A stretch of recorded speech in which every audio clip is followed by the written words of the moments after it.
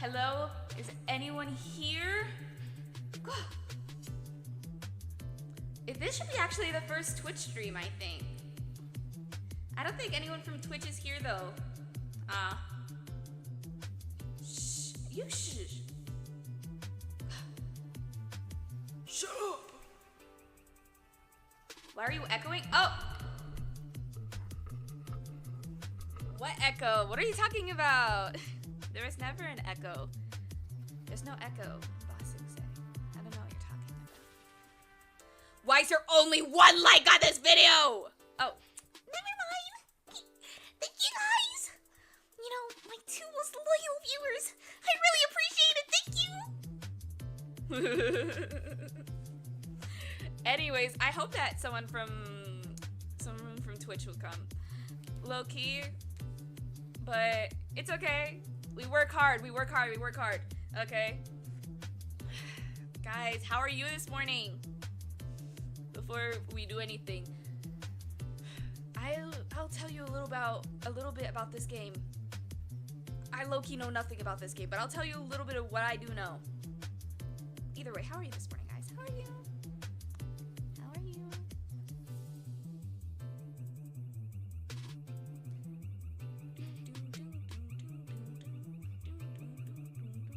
I'm not gonna get copyrighted for that.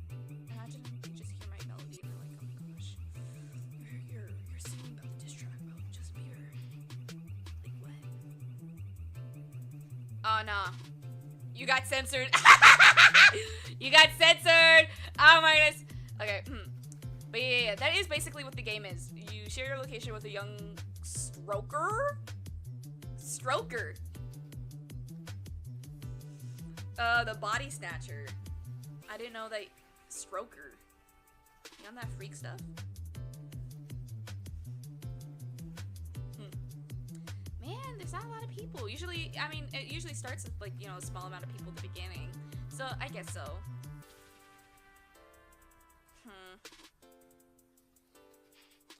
Tickle, tickle, tickle, tickle, tickle, tickle, tickle. Man, kind of sad right now. I practice Muay Thai, and basically, I was sparring this one little middle-aged guy, and he told me not to hold back, and I accidentally knocked his tooth out. Oh. Don't feel bad. Don't feel bad. He asked for it. Oh. Yeah, he said not to hold back. It's not your fault. It's not your fault. That's Aura, bro. Exactly, that's Aura. Oh my goodness.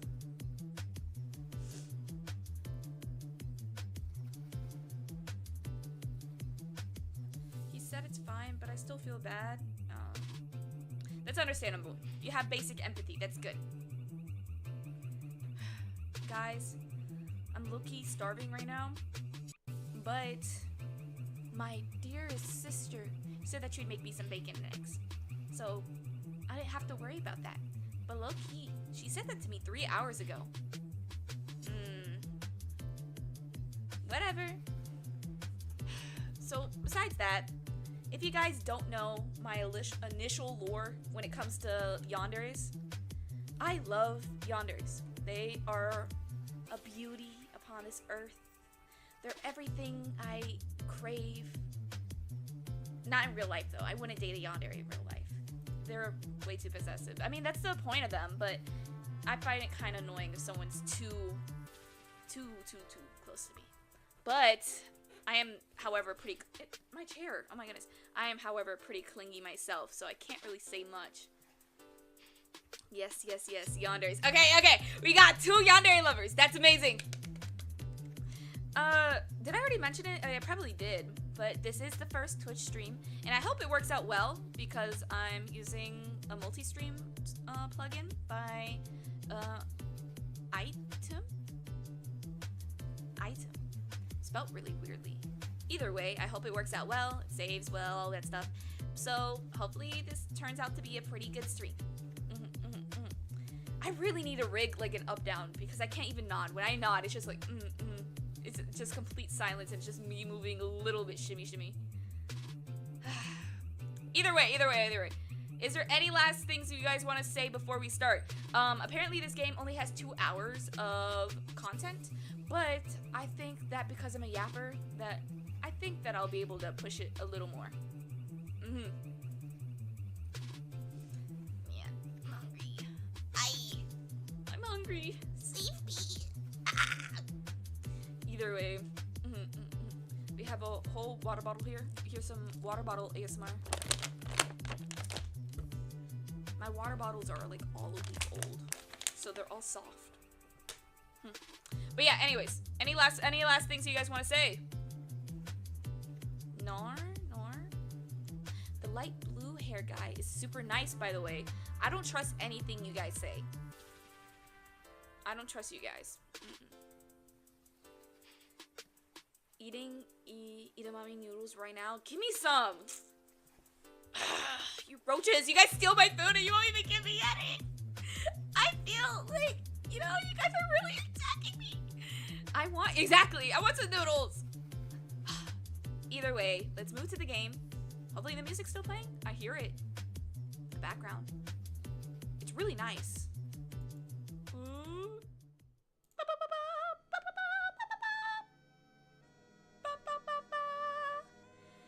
We're slightly covering his face, but we'll be fine. If it ever really does mess with it too much, then that's when I'll do that. The kid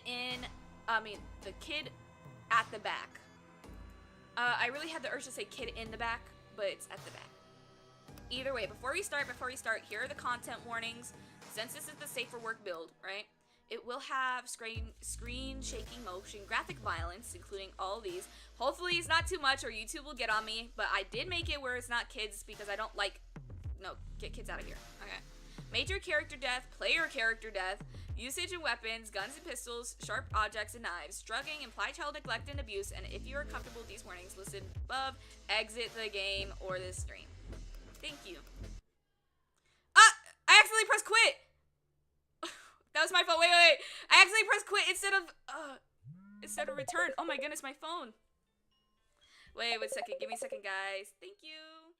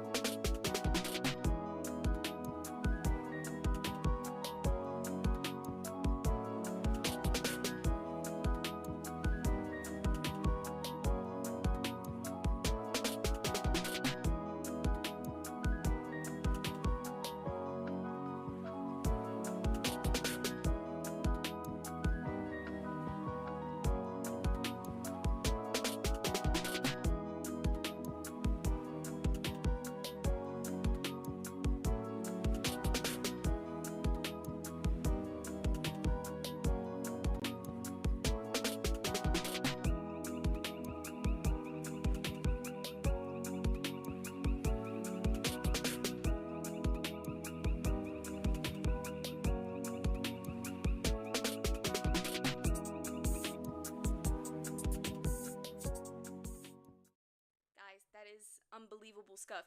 I forgot to even put it back up. Wait, okay, that was actually crazy scuff. That didn't happen. You know? Wait. Is it loaded now? I forgot to even set it up again. Okay, it's back.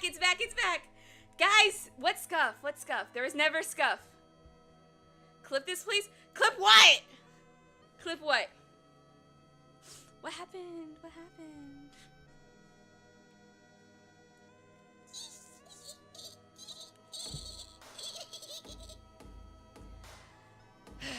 You guys should start clipping stuff. Sure, I make it for my YouTube shorts, but you guys should start clipping stuff, you know? Tisk. Man. Let's pretend that didn't happen. Anyways, I hope you guys saw those warnings. Let's start. Hopefully YouTube doesn't get on my bum for the violence and all that because they were okay with Limbus Company. and it had some blood scenes. So as long as it isn't like full-on intestines, I think I'll be fine. It was just a bad dream, guys. Yes, it was just a bad dream. Okay. Let's start. This game is still in development and incomplete. It may be prone to encountering some bugs or errors. That's okay. Guys, if you guys are minors, please get out of here. I don't like minors. At least that's what the game says. The game says, of course I don't like minors, though.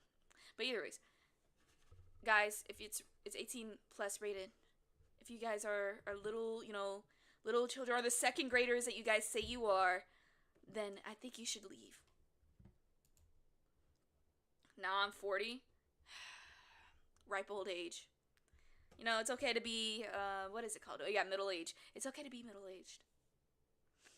It's okay. Wipes tear from my eye. Oh, wait.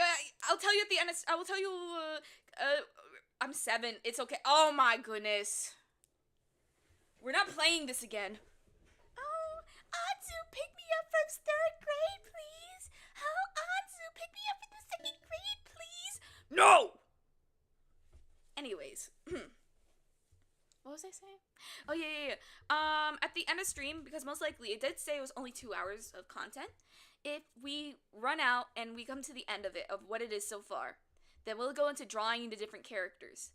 But, I have an idea that I wanted to tell you guys, but I forgot at the beginning. So, it'll be at the end. Whatever. This includes death, murder, assault, sexual assault, non-consensual touching, implied abuse, and sexual themes. So you guys, beware. If you guys are sensitive to these things, it's good for you guys to go. Hi, Goob. Oh my gosh, wait. Is that what I think it is? Starry-eyed old Goob in it? But I changed my YouTube user to match my Twitch one, I'm pretty sure. Oh my gosh! You're on Twitch! No wonder why I can't really see you. Why is the game's giving so many warnings? Because it's a yandere thing, They're like, oh, you need to beware. Oh my gosh, hi from Twitch! Hi! Hello, my fellow YouTube watchers. Oh my goodness. Wait, are you subscribed yet? Because I'm pretty sure that I made full-on alerts and all that. Wait. Unsubscribe and subscribe. I want to show them the alerts.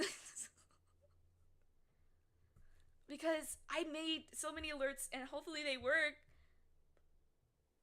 Yes? Unsubscribe and subscribe! I want to show you the alerts! Oh, what? Oh, okay. This is bugged out a little. Return. Okay. Thank you. I am subscribed. Or is it follow? What is it on Twitch? Is it subscribe or follow?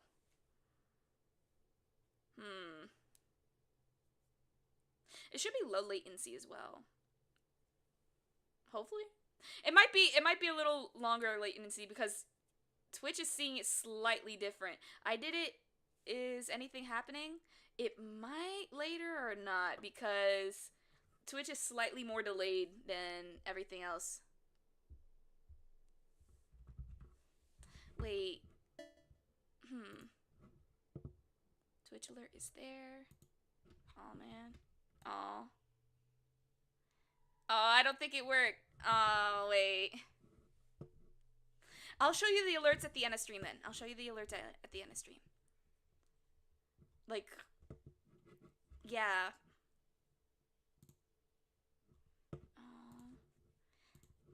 I mean, at least it should be working. It didn't work.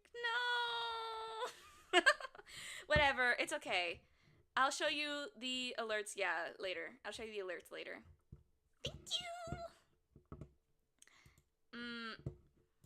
Moving on. Yes. It was many, many years ago.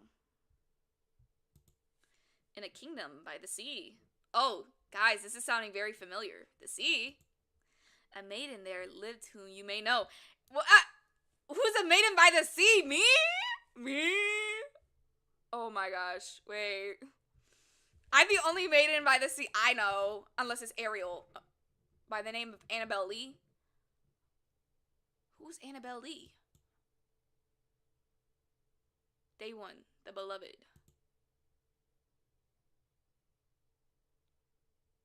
A class dismissed by our next meeting. I need a full reports on the poems that you've chosen. Is there music? There's sound. I'm gonna put the music volume up just a little bit. Try not to press quit again. I will not accept one paragraph. I need 2 pages filled with words. Everyone got that? The classroom broke into a series of, yes, professor, while some spared no time packing their things, eager to be dismissed, disregarding the teacher altogether. Your literature teacher picks up her own things and exits the classroom. The moment your literature teacher left, the classroom broke into small groups as each student gathered up to meet with their respective cliques. The teacher... Oh, okay. The moment your literature teacher left, Okay, come on. Some engaged in conversation with the spared no time, exiting the classroom. A yawn escaped your lips. Anzu, I'm going out with my crush, so unfortunately I can't watch right now. Oh my goodness! Have fun! Wait, you got this! Guys, everyone wish SCP-9999 good luck. Exactly, congrats, dude. Everyone wish them luck. Hope you bag Huz. Exactly. Hope you bag Huz. Oh my goodness. I've talked about this before, but I really like the community that I built so far. You guys are very supportive for each other. And I don't know, my dear sister said that I was putting you guys against each other at the very beginning. I can't believe that. I'm going to confess my feelings, so if I don't come back, she said yes, and if I come back, she said no. Please don't come back. Please don't come back. Please don't come back. Please don't come back. Please don't come back. You got this! You got this! You got this! Don't worry, SCP-99 Bruce. You got this, okay? You will get the girl. You'll get the girl. Don't even worry about it. You got this! Oh my goodness. Guys, everyone bless. Everyone bless him. Please stay gone. Exactly! Go away. Don't come back. Oh my goodness.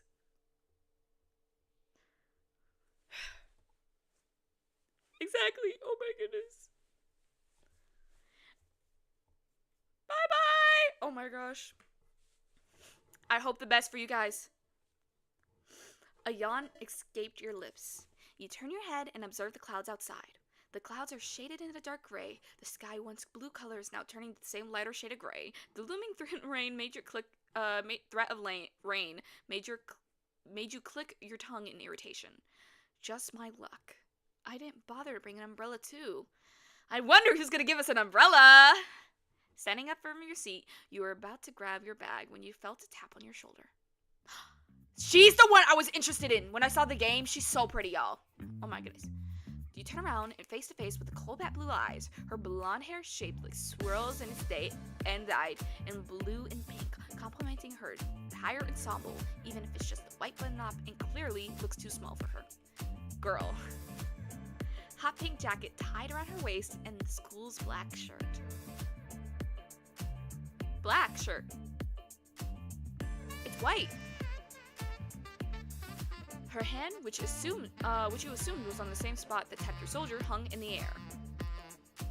She seemed unsure whether to continue or not, judging from the way her eyebrows furrowed downwards while biting her closed lower lip.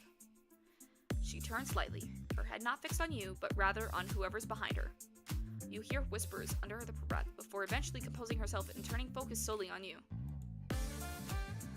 Oh, skirt? It says, I thought it said shirt. Guys, I'm not dyslexic, I promise. Hey, you're going to lunch with us, right? I mean, you should. I don't usually see you in the cafeteria often, so you must be not eating properly. How can you keep up with classes looking like that? Excuse me? You took a step back, clenching the strap of your bag as you glared at the blonde woman. Don't glare at her! Come on, she's inviting us for food! Go take it! It's free! As you glare at the blonde woman before you. Who was this woman? Who does she think she is? Judging from the woman's expression, she finally came to realize the words that came out her mouth. I low-key thought she has a deep voice? Oh, I thought she had a higher voice because, she's Garu.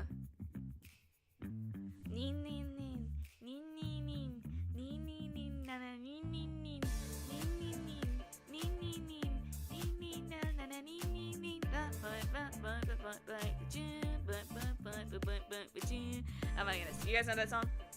I think it's Japan XXX. I can't remember. It has 3 girls on the cover. Brittany! A familiar voice interrupted the two of you. You turned your head to where the voice was, and there stood none other than your old friend. She looks muscular. You're right. I mean, I think she just has big thighs. She looks tall. If I compare his height from his forehead. If I compare his height from his forehead to her. Okay. Okay, so she's a little shorter than I thought. What is this? Oh! It's action points between him and him. When I tapped their eyes for the first time, it blinked. Cute. That's really insensitive of you. Imagine if someone had told you about how you look. Why you made him sound like a chronic smoker? What? Did I? I didn't even realize the sound I gave him. His familiar orbs are azure blue, nearly replicating the lapis lazuli, and his chocolate brown hair tied loosely in a low braid. Sun-kissed skin, enhanced by his handsome features, adored by black long-sleeved button-up, and I accidentally went back. An indigo vest that added to his clean look. Do people bully you? Why are you wearing that at school? I'm joking. He looks nice. He's known as Jeriso Ichiban. Crow for short. Why is he called Crow for short? The class representative and a close friend of yours. Well, that's the only close friend you have. Crow made his way to your side with a hand on his hip. He reprimands the blonde-haired woman next to you, and said to the woman just shrugged her shoulders. You placed a hand over your beating heart. The close proximity between you two caused a blush to appear on your cheeks. He looks shady and slimy, I agree. No matter how many times you got close to him or getting near you, you'll never get used to it. His whole aura gave you a warm feeling in you. The butterflies in your stomach thrashing and raging, begging to be released. I'm pretty sure it's pronounced Jericho. Oh! Dude. Jericho cat. That's a cute name. That's a cute name. That's a very cute name. I forgive him. Yeah, you may have a crush on him. The woman named Brittany just rolled her eyes, seemingly used to Crow's reprimands. Well, you're the one who insisted me initiating the talk. You could have done it more nicely, you know? Like a simple invite alone? Crow gives you a small smile while handing out something to you. You look down to see it. It was your ID. You dropped this on your way. Your name is... Anzu. Your last name, Slug. The ID shows the name Anzu Slug, along with my pronouns. They, them, theirs. You stare into your own ID picture and see yourself more. Neutral. You use gender-neutral terms, and you will be called kid/person. You looked at the ID picture and seeing a young person and reading your name with your eyes. Anzu Slug, pronouns they, them. This doesn't seem right. Maybe my eyes are itching. Yes. Your fingers briefly brush against his. You bit your lip and muttered a small thank you before pocketing your school ID. Crow gives you a closed-eye smile, returning... Do people actually do closed-eye smiles? I feel like that's mostly an anime thing. I think it's really cute, though. Returning to his own thank you, then turns his attention back to Brittany. Following up behind Brittany are these 3 more people. Who the hell are you? He's got some really nice lips. Tallest of those 3 is a sporty-looking man, clad in green and yellow, jersey with the number 110 on the front. Yes, I have closed-eye smile myself. I think it's a cute thing. I don't know. I mean, I know a lot of people cringe at it, but I think it's really, really cute.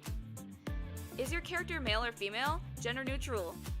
So I don't think it's just they, them. No genders.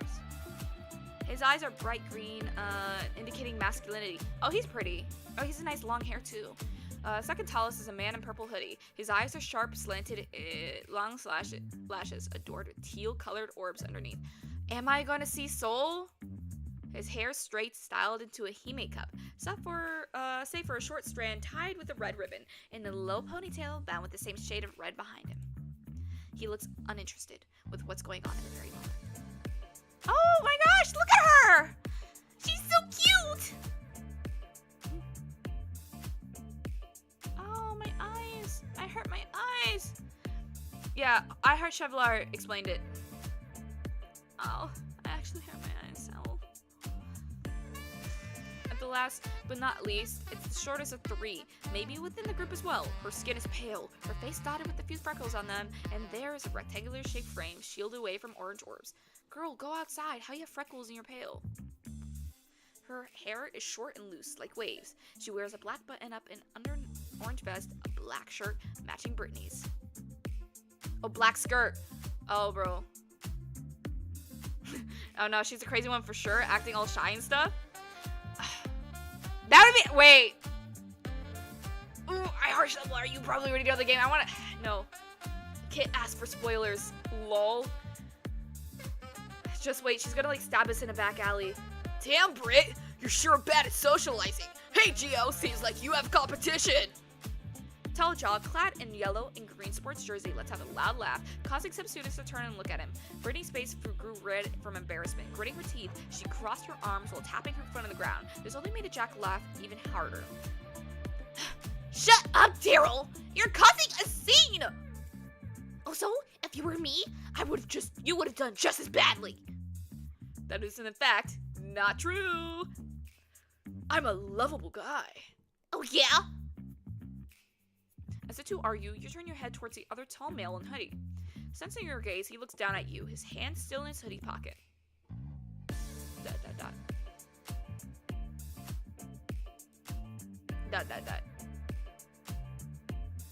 Daryl's voice ain't thank you. What can I say? What can I say? A sudden chill went down your spine. Damn, he really didn't like us? You quickly averted your gaze away from the imposing male and landed into the meek girl in orange right beside Brittany. Why Gio kinda... Oh no. Lemma T. I remember you from like a few streams back. Was it last stream? No, I don't think it was last stream. I recognize that profile picture, but welcome to stream!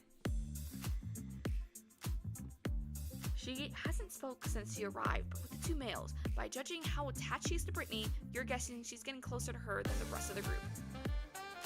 She kind of reminds you of yourself when you were still new to the school with no one to talk to. We still don't got anyone to talk to. Not until Crow had befriended you, of course. We still don't have anyone to talk to. Hi! Hi! Were you as clingy to Crow back then as she was with Brittany now? Yes, probably. Sorry, kind of rowdy bunch, huh?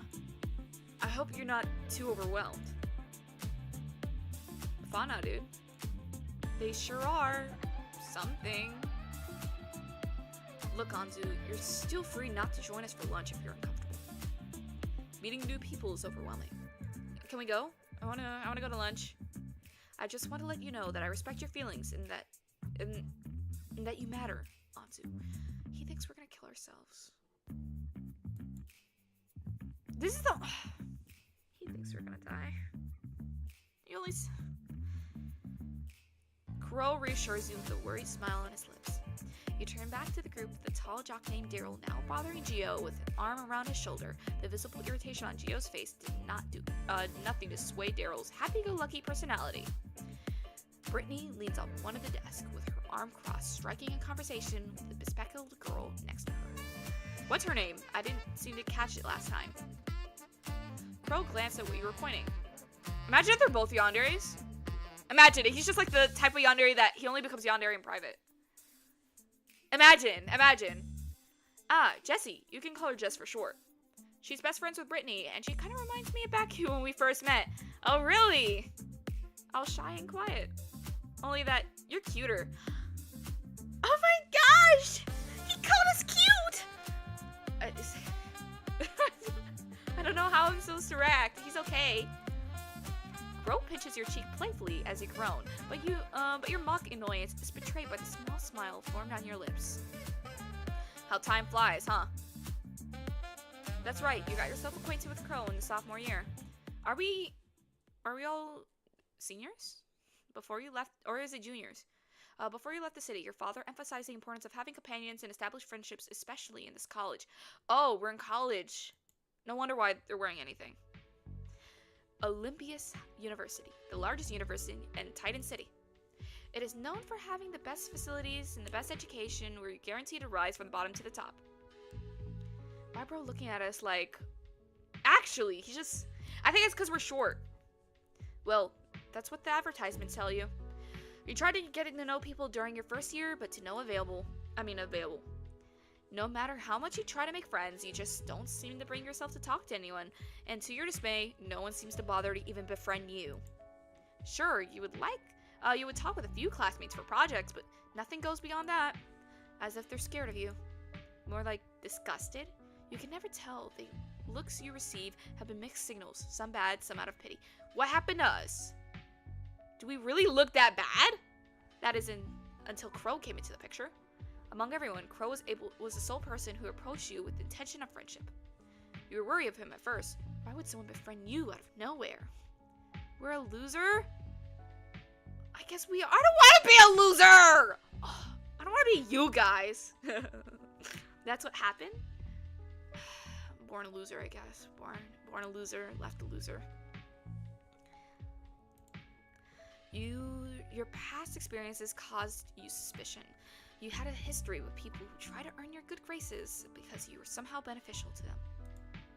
You thought Crow would be the same case, so you ignored him. But then he kept following you around, and then he kept following you, trying to strike a conversation with you every now and then.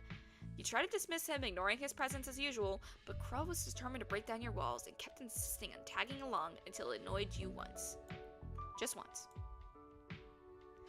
That is, until it happened on the last day of your first semester in your sophomore year. You fell victim to one of the school's biggest hidden flaws. If Crow wasn't there to stop you, you could not begin to imagine what had happened to you. Thank goodness you're unharmed. What happened? You're concerned about me? How about you? You're the one that's hurt! They came back. You thought he was crazy and stupid. Taking blow after blow until perpetrators got bored and left the both of you. Well, that's the whole point, right? As long as you're not hurt, this is nothing. This photo of him is really good. He looks... Wow, she's really good! You're crazy, you know that? I think the MC was gonna be bullied, then he took the hits. Yeah, that's exactly what happened. Why is he taking blows from other men? Why are you saying it like that? What? You're crazy, you know that? Then he just laughs it off, wincing due to the bruises on his face. Oh wait, is the music... How is the audio? Wait 1 second. The game's gonna pause. Okay. As long as you guys can still hear the music. It's Jericho. Jericho Ichibad. Ah, but just call me Crow. Nice to meet you, Crow. I'm Anzu. Music's fine, that's good. You brought him to the clinic that day and became inseparable ever since. Right after the incident, Crow promised to never get in fights again and continues to keep his word on it. You really owe him to it. You look back at Crow, he tilts his head. Something on your mind, Anzu? Nothing, just happy that you're my friend. He must be a yandere too. He has to be a yandere too. He's really cute. Come on, you're yandere, right? Wait. I think he's a yandere.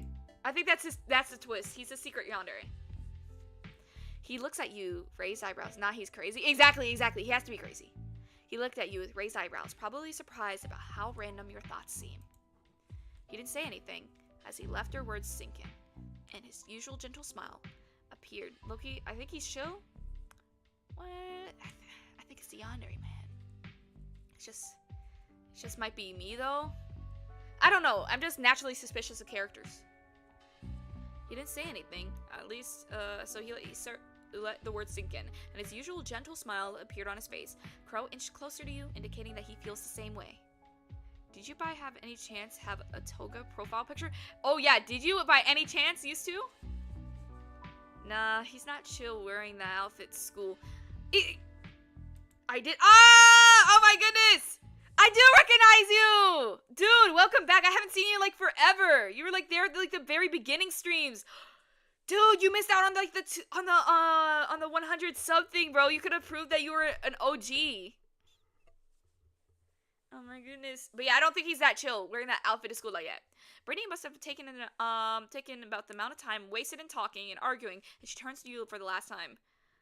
Oh my gosh, yes, I recognize you from anywhere to it. Oh my goodness. We talked a little bit too much. We'll end up not getting any seats if we keep this up. So, are you coming with us or not? Yeah, I'll come with you guys. Caught up with a little daydream about the past, Brittany finally spoke up, catching your attention. I missed my OG ticket. Yeah, you did. I'm so sorry. But don't worry. There's gonna be another train once it hits 200. Guys! Guys! I'm so excited. Okay. Look, right? It's gotta be 100 on Twitch, right? And 200 on YouTube. And then I have a very special surprise. I'm so excited for it. We'll get there. You looked at Crow, recalling his words. Don't force yourself to join if you're not, if you're still uncomfortable. Hi, Insanity! Welcome! You decided to go with them, go to the library, go somewhere, go with them. Brittany hummed a sound of contempt before turning her heel, heading towards the classroom exit, her 3 other friends following behind her. Crow looked back at you by the door, waiting for you. He's so close. Scary. Catching up to you, raise your hand and meet with Azor's orbs once more. Your heartbeat quickens within your ribcage in response. You two, stop ogling each other and hurry up! Thank you, Brittany. Anzu, I hope you wake up in this game tomorrow. No! His face changed. I didn't even notice. Look at him. He's so silly. What? He's not.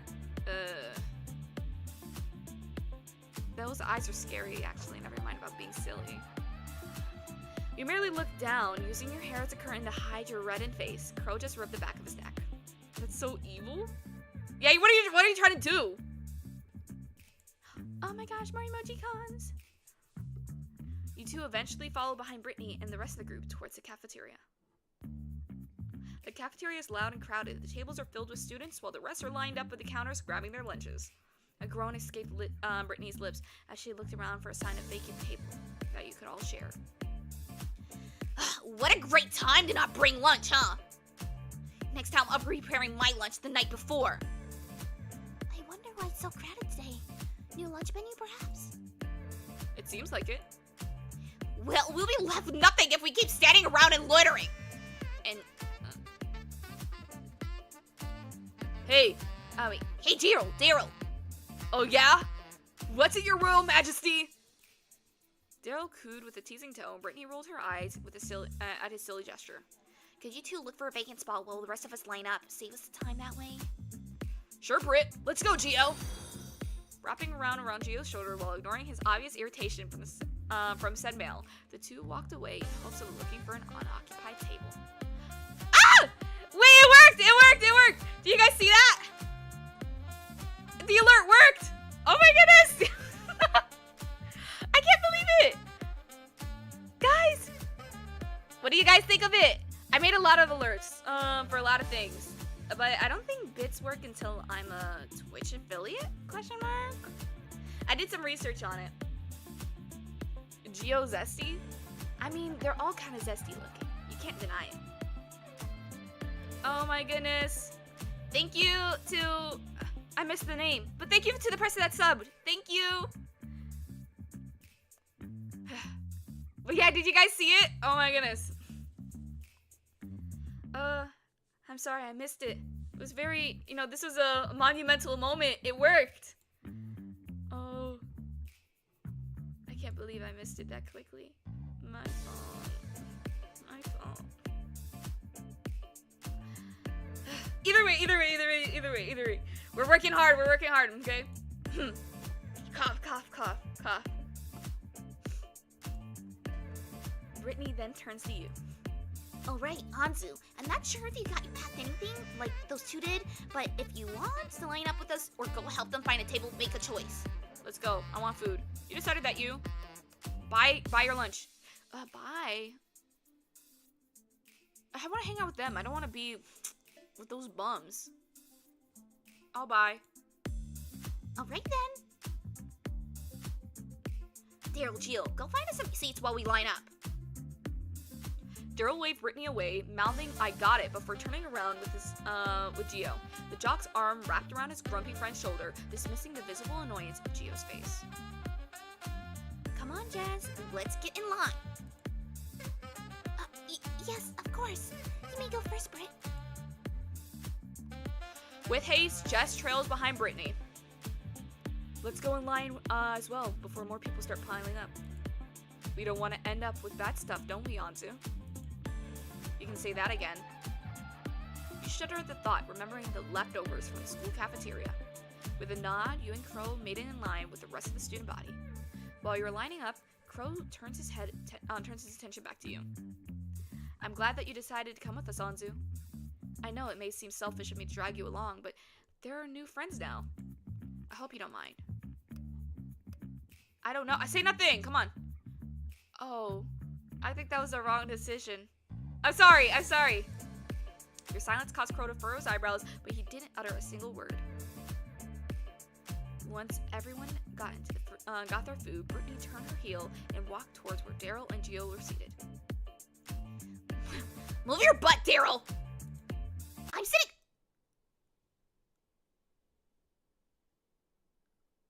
A loud gasp escaped Brittany's as her opened her eyes shocked. The food on her trays now splattered across her white uniform. Brittany! Red hair bully. She got bullies? Oops, sorry about that. Should have watched where you were going there. She's got bullies. Really? Multiple footsteps came near. A trio of girls shows themselves before you. The tallest of the bunch, the red-haired one, placed a hand over where her heart is and let out a mocking gasp in surprise. Gasp at the mess. Brittany's eyes met with the red-haired bully. Judging from the way that Brittany's face twisted in rage, they seemed to know each other. That's what I'm saying! Brittany gets bullied? No offense to her, but she seems like the type to bully.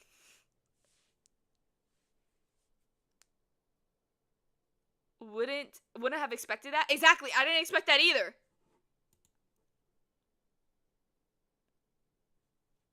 Britt, are you alright? Can we fight them? You should get yourself cleaned. You freaking a-hole! I can't say it. This is my only clean uniform! How dare you! Look at Miss Claire fared up. Careful there, sweetie. You'll get wrinkles. Oh, nah, bro. I mean, she's Getu. It makes sense that she'd be bullied if you think about it. Yeah. You got a point. Considering it's a subculture. It's not like you're ugly already. Damn, the hell? Brittany, fight her! Fight her! Actually, fight her! Oh my... Anzu immediately tries to fade. Why should I not? They're fighting Brittany! Oh my gosh. The mean girl coos at Brittany. Her two friends behind her laugh along with her antics. You got a bad feeling about this. The entire cafeteria breaks into a few murmurs and whispers, their attention now fixed on the group of girls. Some stopped eating, while others took out their phones, ready to film whatever happens next. Fight her! Fight her!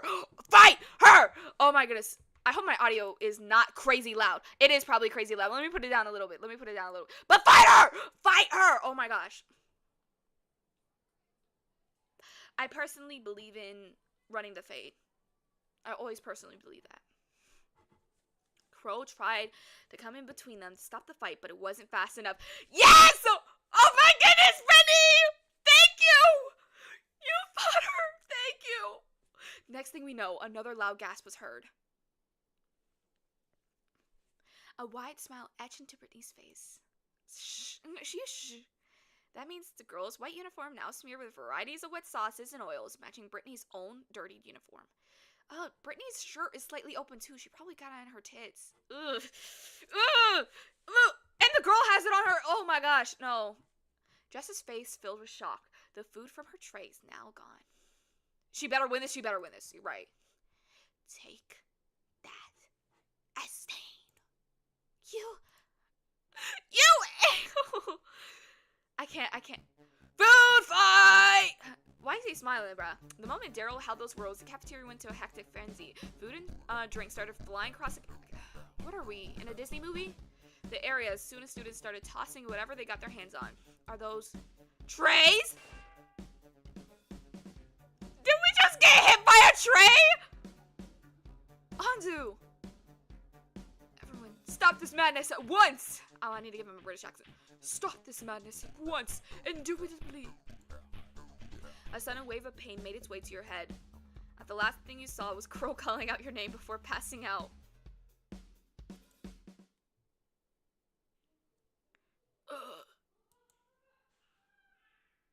Where am I? We might actually be a loser. I think we are. We're actually a professional loser. Oh, you're awake. Thank goodness. I should give. I'm gonna give Solo Deku voice to me. I'm sorry, guys, especially to my girlfriend. Especially when I said my XP bar is low.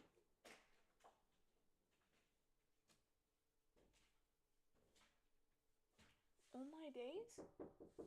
Who is at my door? Okay, wait 1 second, guys. Give me 1 moment.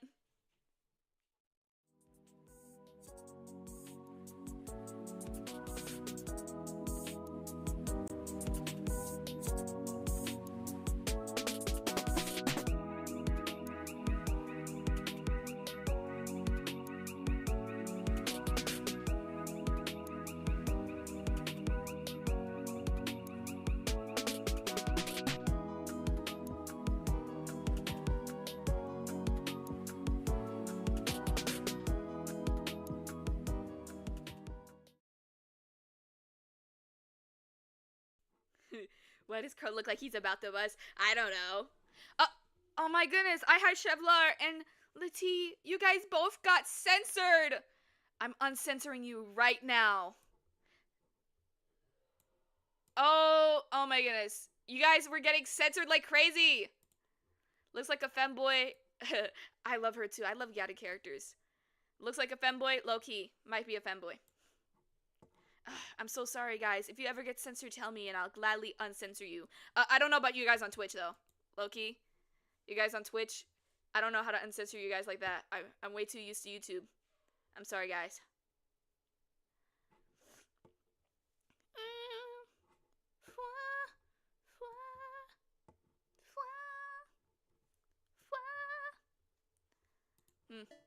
Crow?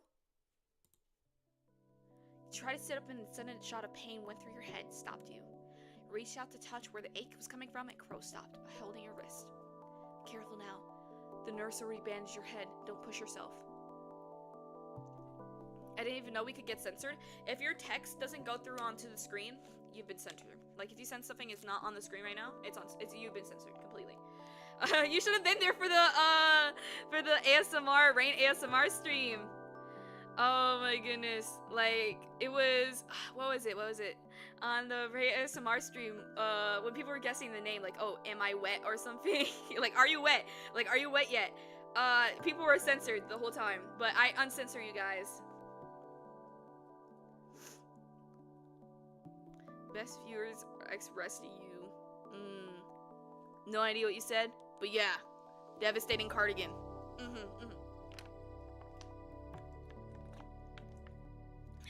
Like in a stream. Sorry, I had to drink some water real quick. Anzu, you made it. You got a bot on your stream? Oh my gosh. I can't believe it. And it's from the, I think, is it from the Twitch side? It is. I dearly hope you're not a bot. Created 21 hours ago. Oh yeah, this is probably a bot. Oh yeah, this is probably a bot. But it's okay. Is it okay? Who knows? Whatever.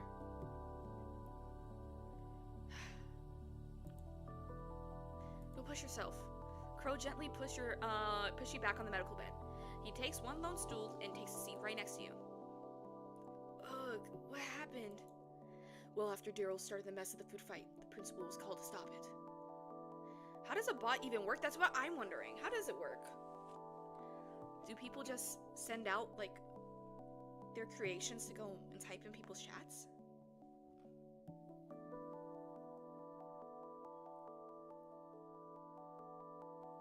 No idea how they do it, bro. Yeah, I have no idea either.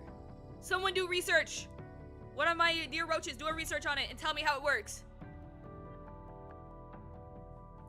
Do you think, I think they're just trying to promote other things? Really? What are they? Oh, I see,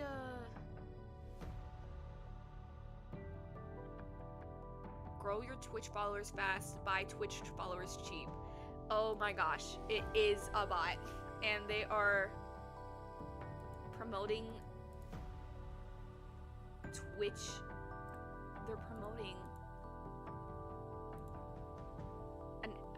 like a website. What?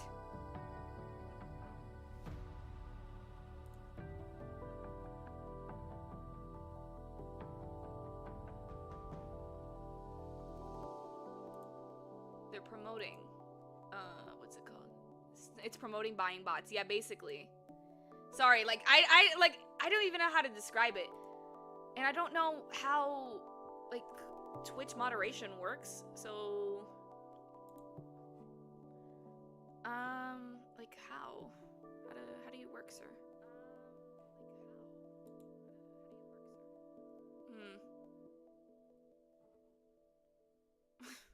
Anzu gets virus on stream? Nah! Would never. Virus on stream? Nah! Oh my gosh, I can hear myself.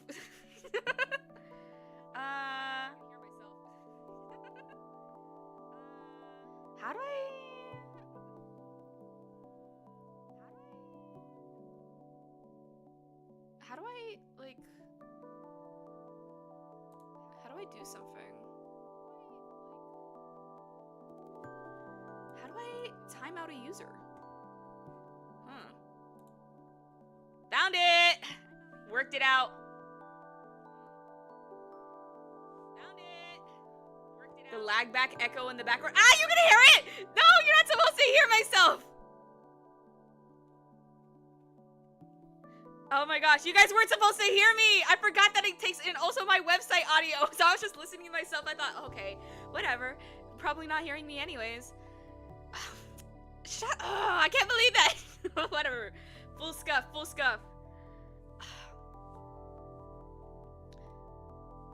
Why my message appeared twice? Huh? Really? Whatever. Today's just lots of scuffing. MC Gamer, you can't just go and try to test the YouTube censorship saying wet like that. Oh my gosh, wait, actually, guys, you know the Rain ASMR stream? It was actually I think it's my second or third biggest stream ever. Thank you so much for it. I really enjoyed it. When I have the time, I don't know, maybe a few months from now or so, I promise I'll do a job interview stream. Job interview roleplay stream. But you guys weren't supposed to hear me. Whatever. Well, after Daryl started the mess of the food fight, the principal was called to stop it. Daryl got lucky enough to escape with what he did. Gio was nowhere to be seen. As for Brittany. Is Brittany okay, bruh? What about her? Well, Jess helped her out to grab a new uniform in the principal's office. Then, why does my head hurt so much? Because we got hit by a plate! Someone threw a tray at you, and you were unfortunate to get, get hit by it. Thankfully, I got you out of there before things got ugly. Thanks, Crow. I owe you this one. Y'all should have seen the beginning of the stream when Anzu read the warnings for the game, and she immediately pressed quit instead of back. Shut up! Why do you have to tell them? Why did you have to tell them that? You weren't supposed to tell them! Oh my goodness. You know, curse you! Curse you! You weren't supposed to tell them! Oh my goodness. Bad Papa, you weren't supposed to tell them. Whatever. Thanks, Crow. I owe you one. I'm always there for you, Anzu. Never forget it. Anyways, around 1:45 afternoon. I should probably head out to my next class. You should stay here until the nurse gets back. You'll be alright alone, right? Fauna, please stay here. You wanted to say no, but you stopped yourself before you could. Yes, you can go ahead. Sure? No, I'm not sure! Yes, I'll be sure. I will be fine, Crow. You've done enough for me today. You gave him a small smile, but he did not return it. Crow squeezed your hand, quite hesitantly, before you let go. Eventually, he loosened his grip. He stands up from his chair and walks towards the exit. But before you could leave, he turned around and gave you a last smile, eventually closing the door and going out of the infirmary.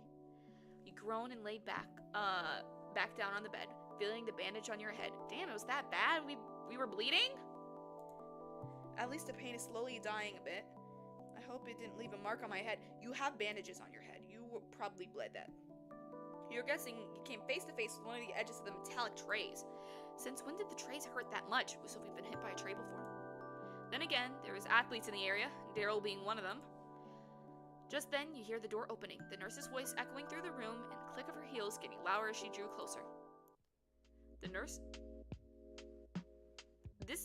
Oh, the nurse is with him! The school nurse entered, and following her was a tall student dressed in black. Okay, emo? He seems to be...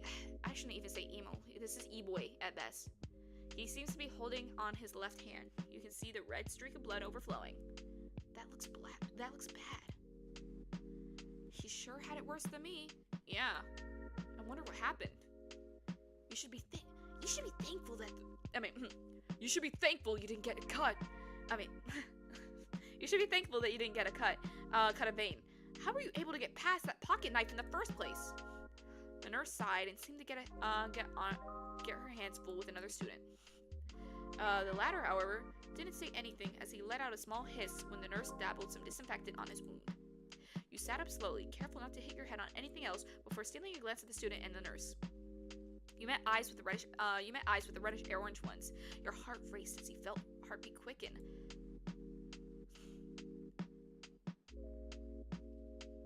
Oh shoot, does it not like tongue emojis? Oh wait. Have you been... Yes, it does not. You've been censored. I got censored too? Oh my gosh. Guys, don't let the YouTube censorship get to you. We all deserve to be here. No matter what type of censorship.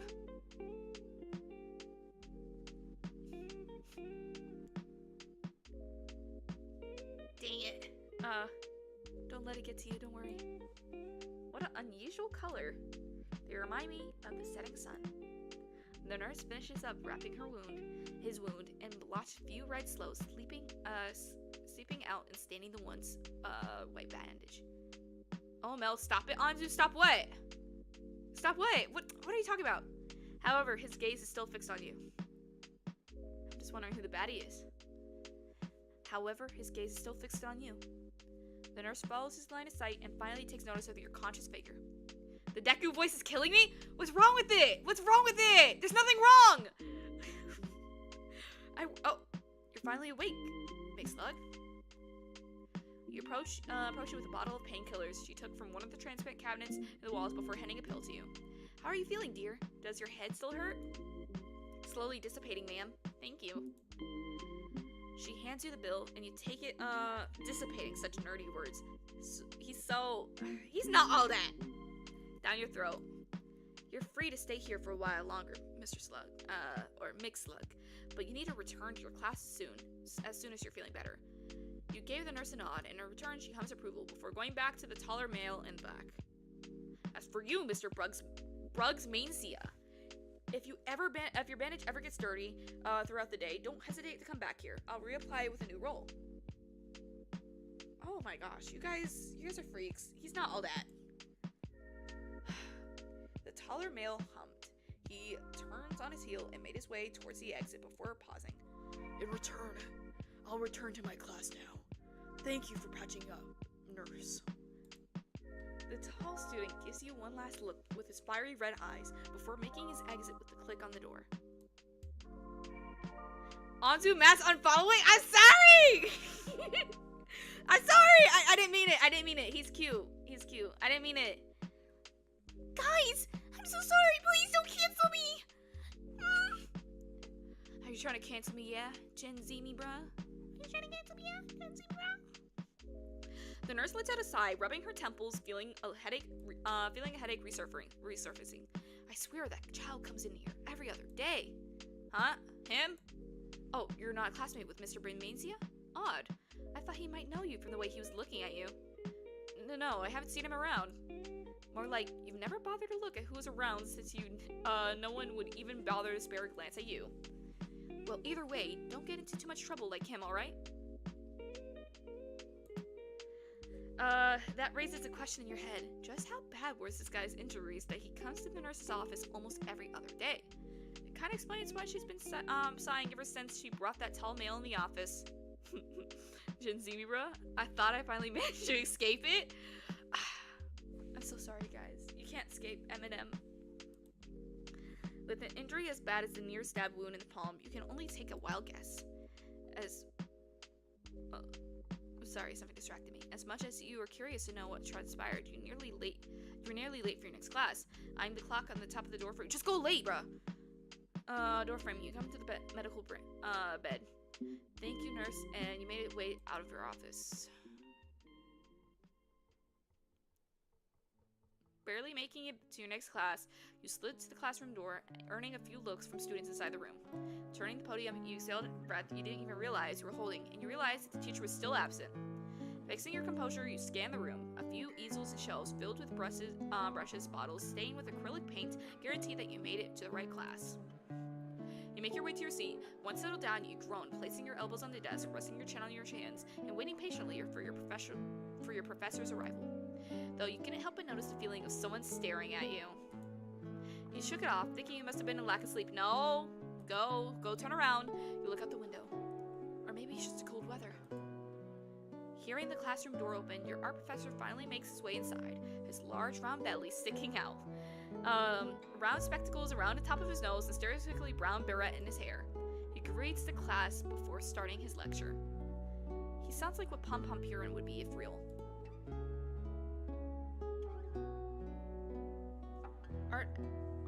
Art exhibit project featuring various eras of art as a part of our thesis. This time, we're tasked with expressionism. Remember, this is all a part of your paper, and not to mention making a name of yourself, of course. Oh. More like taking credit for students' work and using it to advertise your terrible school. You scoffed at that thought. Hope your partner are ready for this time. For this term, I'm asking you to create 3 works based on the exhibit's theme. This is where you want to throw your desk out the window. How could you forget? You weren't present during the previous meeting, and you have absolutely no one in this specific class. No one in this specific class. Background music, though? The background music's really calming, yeah. Why weren't you taking art again? Oh, right. Your father was an artist, and Your father was an artist, and Your father was an artist as he was a farmer. It was all for him, and maybe you could have made a name for yourself, which works out if your life was a gardener and wouldn't turn out the way it should. Oh, part of plan B. If that fails, I got plan C and D. I have yet to make up the rest. I guess I'll die! You shake away your silly thoughts. The problem is now at hand. You do not have a partner to work with. No! I want you all to get your chosen partner for this project, so I can start explaining your task. Eventually, we're forced with one of the seats of your class, since your seatmate's partner will be occupying for class. You curse yourself. You can only hope that you're not the only student who didn't get their own partner for this class. But upon looking around, it seems that everyone else is calm and collected, where you're the only one panicking here. Eee, I'm hungry. I was promised bacon and eggs. Where's my bacon and eggs? I like the rest of the class scurrying around the meeting their partners. You're the only fool who's standing still. No, only one standing because of the corner. Because from the corner of the class, there's a single student not bothering to stand up from their seat.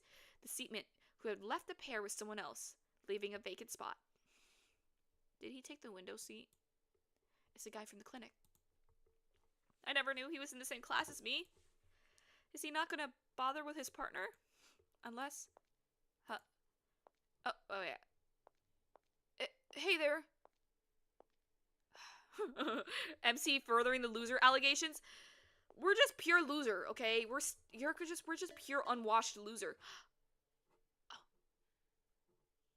We have 1 point for him. Oh, he's mad. Oh my gosh. And he's smiling now. It's you. Seems like you're a bit lost here. Do you have a partner? No.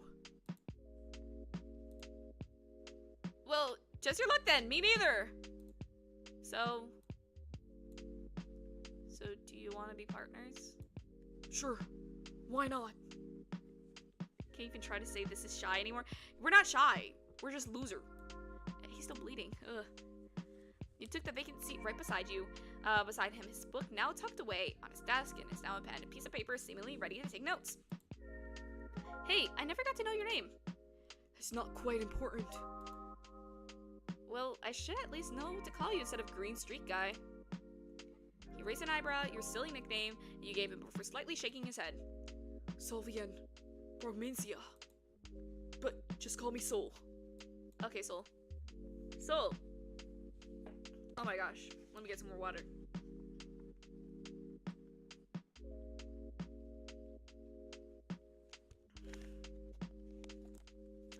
Water.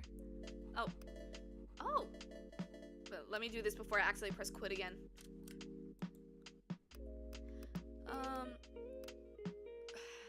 Your name? Contradicts with your whole glam, not gonna lie. I'm not gonna say that, that's mean. Sol nods, rubbing the back of his head. You could say that. My mother gave me that name.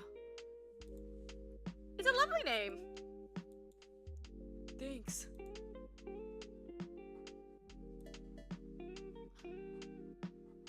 No! I wanted to be 2 points for him!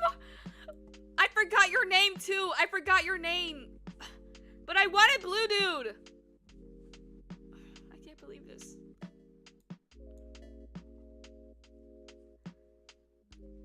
My Solvian, dear Solvian. Oh wait, let me voice this out. My dear Solvian, dear Solvian. No chance. Yeah. Well, I'm Anzu Slug. Nice to finally know your name, Sol. I should have said this name. Anzu mass unfollowing. Why? I didn't say anything that bad.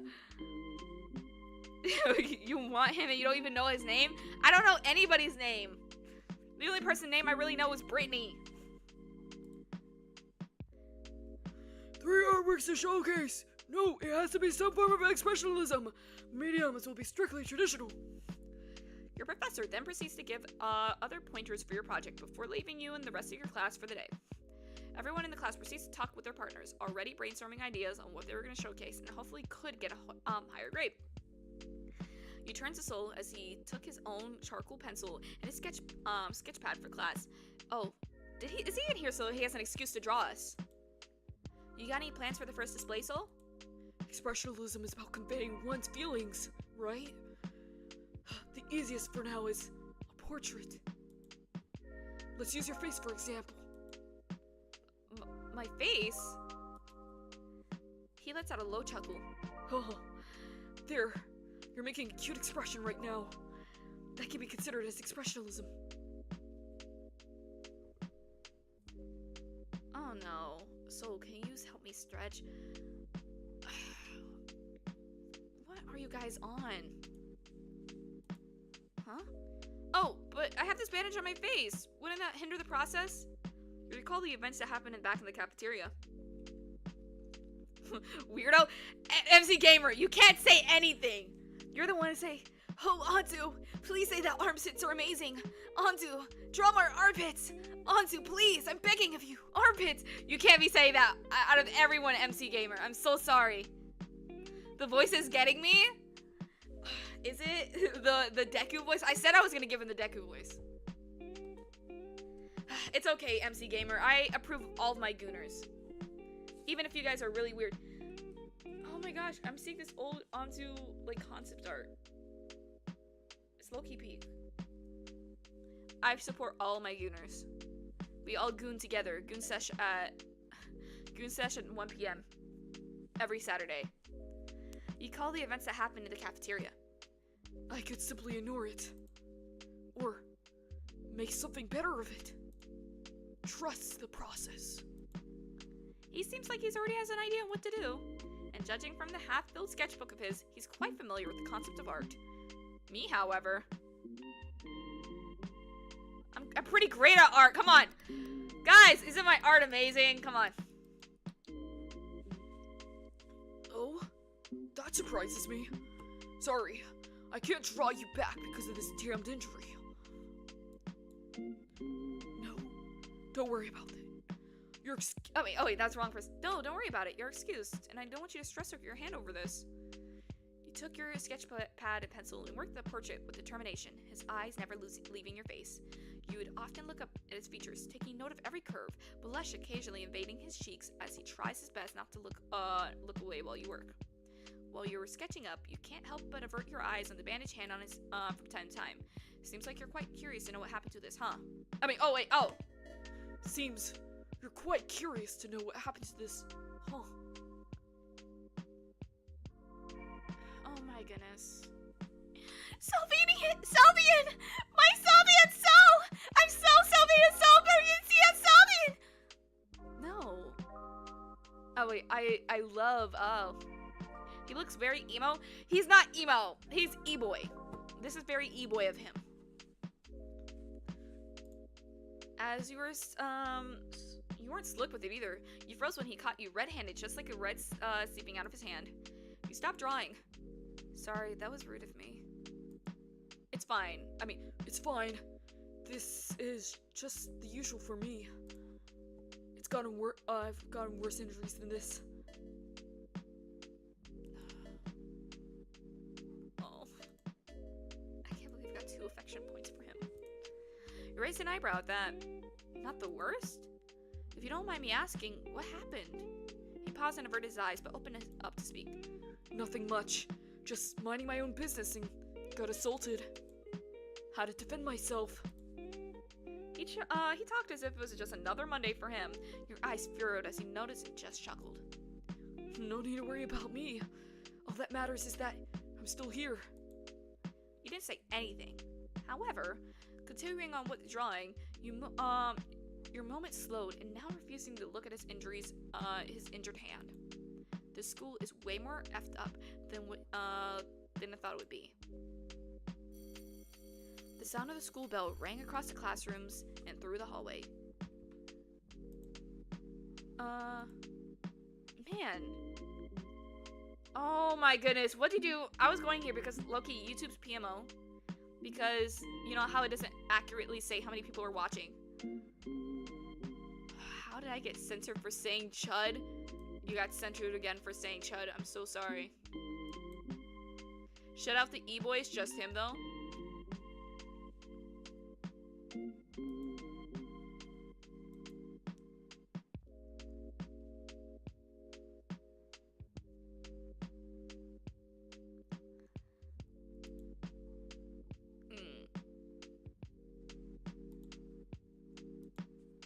You quickly made a few more lines on your portrait before giving up. You closed your pad and proceeded to shove it inside your backpack, earning you a confused look in your partner's face.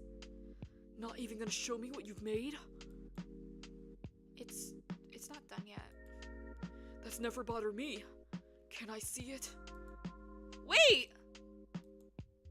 How about a small deal? I'll show it to you once I'm done with the portrait, and you still need to draw me once your injury gets better.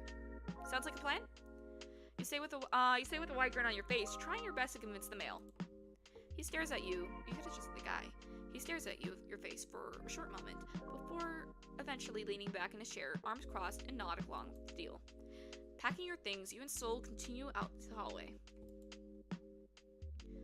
Do you have a phone? We should exchange numbers and update each other so we can go on for the next 2 more tasks. Soul then takes out his own phone and asks what's for your number. You recite it to him and is inputted on his phone. Let me try to send you a message. Why is he so nonchalant? I mean, e-boy, come on, man. Gotta think about it back then. when I think of e-boys at the time, I think of the one song.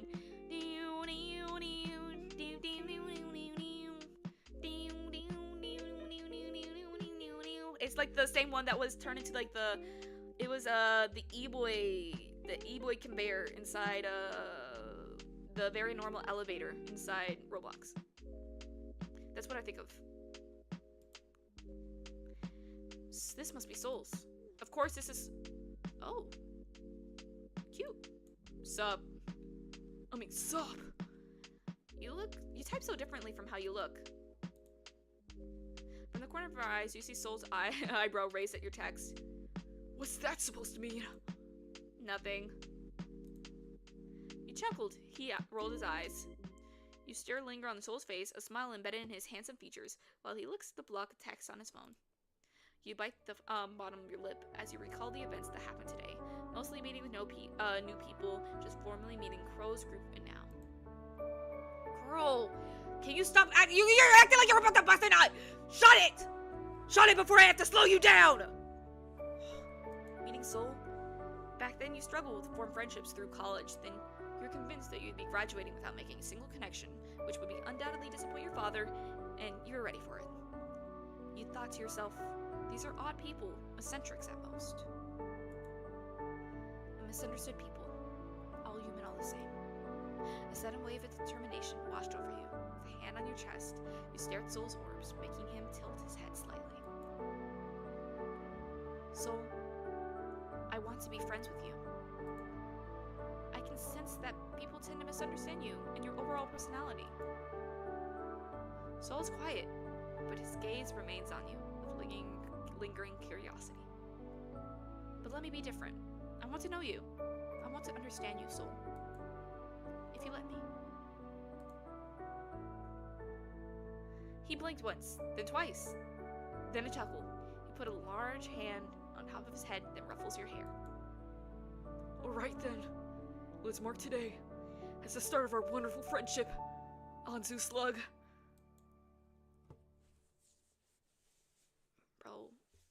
Bro, he's gonna crank himself after this, bro. You playfully pushed his hands off your head and nudged him on the shoulder. He let out a small laugh on your poor attempt. I literally cried. What? Cried laughing? What are you laughing of?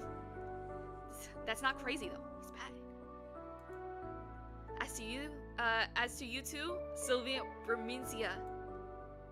He's gonna. Wait! I didn't say anything. Just Soul is fine, Anzu. Well, I need to get going. See you tomorrow? Huh? Oh, of course. See you tomorrow, Anzu.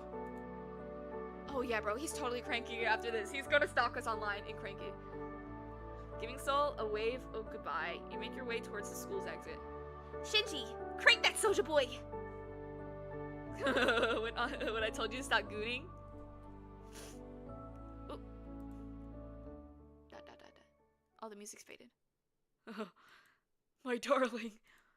My sweet, darling Anzu. See you later, Pumpkin. As you walk through the hallway, your eyes caught on something in the nearby bulletin board. A poster was plastered on a large board. The Hollow Ball! You're giving Soul a bad rap? Never mind. He did it to himself. Hey! What I say? He called us Pumpkin! It's almost as bad as Teddy Bear. Oh my gosh. If you guys know the character everyone put their ship name as Teddy Bear, then you know ball. Who knows it? Anyone, take a good guess. Take a very good guess on who's Teddy Bear. Pumpkin. A Halloween party? Huh. Seems promising. Pumpkin is fine. Onto a mess of falling. Stop threatening this. Wasn't it Baku going? Yes! You know ball. Oh my goodness. Sorry I'm late. Welcome, Zenon. Welcome. It's the first Twitch stream as well. Welcome, Xanon! Wi-Fi lagging? Oh. Don't worry. I'll put some magical powers to make the Wi-Fi better. It probably worked. Or probably didn't. Hi, Xanon! Welcome back. A sudden, small vibration came from your pocket. Curious, you took out your phone expecting another message from Soul. It was from Crow. Your heart leaped from your chest, recalling the events that happened earlier this afternoon. Can you meet me after class? I'll be in front of the gate. You didn't send a reply. Turning off your phone, you quickly made haste to the exit. You approached the school gate, keeping an eye out for your friend. Sure enough, stood Crow in all his glory, postured straight with his arms held behind his back, his bag neatly placed on the floor, and his foot tapping the concrete nervously. Oh. You yourself was growing nervous when she stepped as you drew closer and closer to him. What's wrong? When you reached his side, made your presence known with a small greeting, you noticed that Crow's eyebrows raised in surprise, as if he was not expecting you to actually show up before him. He cleared his throat before composing himself properly, his body now facing your direction. You wanted to see me? Yeah, Lifting his bag from the floor, he slung a strap over his shoulder and offers you a hand for you to take. I'd like to take you somewhere. It's a bit near the park. I'll lead you if you let me. Take his arm. Take his hand. Take his hand. You took his hand. And, oh! A BL game? No. I mean, it could be a BL game. It's like a choose your own story. I mean, I think the two main love interests are guys. They're balanced. The two main love interests are dudes. But it could be straight. It could be gay. It could be none. In the end, I chose neutral, so who knows? His nervous smile meets with a genuine happier one before he leads you both your way out the school gate and to the streets.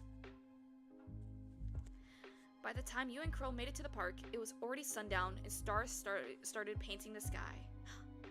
Oh my goodness. Really? This is so romantic! I really am excited for this! You know? Is this the place that you were trying to lead me, Crow? Why is he called Crow again? Wait 1 second.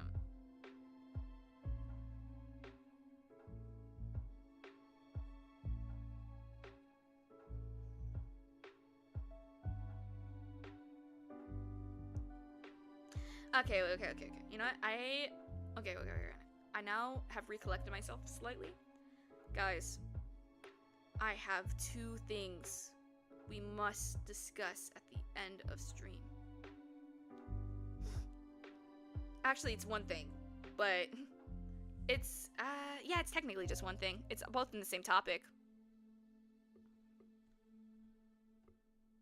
Well, yeah, it can be depending on the gender you pick. Yeah, exactly. Depending on the gender you pick, it could be any. But I chose neutral, so technically it's none. It's just a romance story in the end. Is the place you were trying to lead me, Crow? Not quite yet. Come here. You follow him through the thicket of the thick bushes. Surprised to see the stony stairs, though a bit run down, it seemed sturdy to step foot on. Looking up, you see it leads somewhere above. You and Crow making your way to the stony stairs, some red and orange leaves coloring the steps as you and him avoid a few puddles of the rain this morning. We're here! Come on, it's a sight to behold! Yeah, that's why first I thought it was BL. Your eyes went in awe upon seeing the scenery before you, replicating the one Crow has on his face. Not once did you take into consideration the idea of sightseeing within the city. Everything felt familiar, intimidating even. I think the city is glitched. You couldn't blame yourself. Oh no, it's a river. Oh yeah, it's a river. Especially since you had no one else within the city to guide you.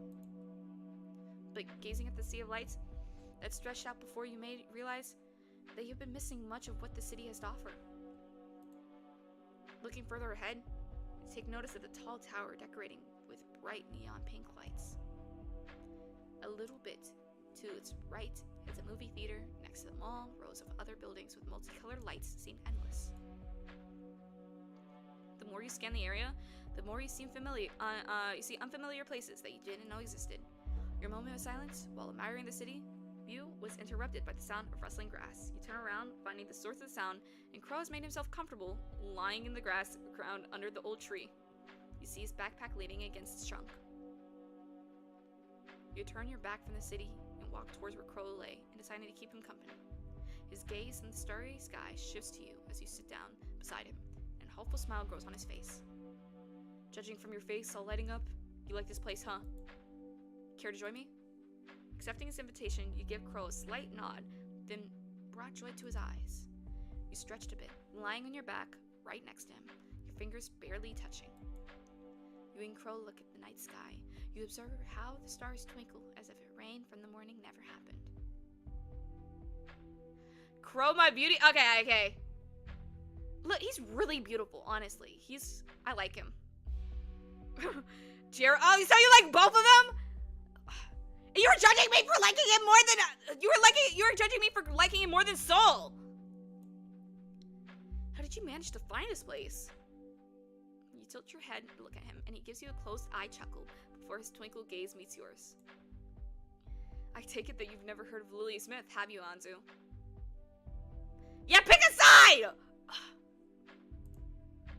Lily Smith? Crow points at the old tree that stood above them and returns his gaze to the stars. They say that the tree that a human came in contact with was blessed by the gods that guard this land. The very same tree here used to bear multiple fruits. My side is between them. Oh my gosh. Girl, I don't want to be hearing about how you want to be sandwiched. They say that they never rot and are free for anyone to take. Or so what the popular interpretation says anyways. There's other versions of the myth? Crow shrugs his shoulders, moving his gaze from the sky back to the tree. He stares at it as if he's trying to decipher something just by the mere look of it. There are other versions, yes. Some say that the fruits are actually poisonous. Others say that it's meant for the gods and no human must take it lest be cursed. That sounds quite gruesome. Playing both sides never ends well. Exactly. And I got censored for speaking my truth. Oh my gosh. Let me go uncensor you. Thank you. Oh my goodness. Why were you repeating Solivian in the chat earlier? I want to see that Ichibari. Oh my goodness. Nah, I got this. I'm an enigma. Enigma. That sounds quite gruesome. No wonder why they would rather use the lighter version of the myth. Crow lets out a low chuckle at your statement, nodding a bit as if agreeing with you. I guess that might be one reason. ... Hey, Anzu. Yeah? What's up? I know you're secretly a yandere for me, and I'm really excited for that. He pauses before speaking again. You prick your eyebrows at him. Yeah? This seems like a silly question. No? Lay it on me. Tell me what it is. Do you believe in gods? The question caught you by surprise. I thought you said it wasn't gonna surprise you. Come on. You never thought that Crow was a religious type, or so be interested in gods. Maybe he was just curious at the idea of them? This may be the best moment for sure, to know for sure. I do. I do. They are the very beings that blessed our lands and soul. Back in my hometown, we would worship in our village patron goddess, church, and pray for a good harvest. You recall your visits to the village temple with your father. Being regulars, you visited enough points where you became friends with some of those who resided in the church. Every time you dropped by to worship, you and your father would offer you the healthiest crops to thank your patrons. You haven't gone to church in a while, probably because the city doesn't have any church for your patron deity. Your goddess had more followers near your village, all the way in the south. Crow gave you a nod in understanding. How about you? Do you believe in gods? You turn to Crow, repeating the same question he asked you earlier. He scans your face, your eyes, your nose, then your lips. Do you think we're a god? His lingering gaze makes you shrink back, your heart fluttering slightly. Crow seems to be realizing to himself, then he returns his attention to the stars above, sighing. I don't. Oh, we lost an infection point! No! How does that work? Oh my goodness, we lost an infection point! Crow! Oh my goodness, Crow!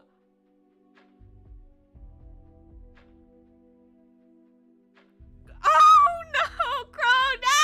I don't want to be with Soul. I want to be with you. Crow, no! I can't believe that. Shh, no, you shush. Oh. What?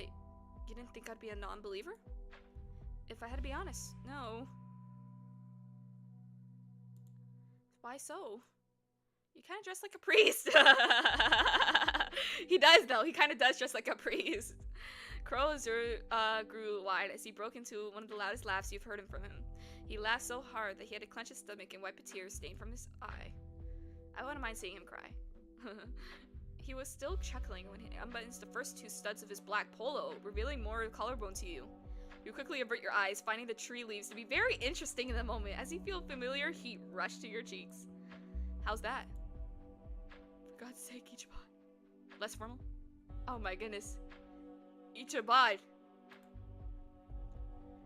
The feel is like seeing a Victorian woman's ankles for the first time. Crow grins at your reaction. It looks like the both of you are a few more seconds going back and forth with his teasing and reprimanding him before you finally calm down. The next few moments were spent with you pointing at the stars and Crow teaching you the constellations with a gentle whisper-like voice. You both fell silent, basking in the peace of the night.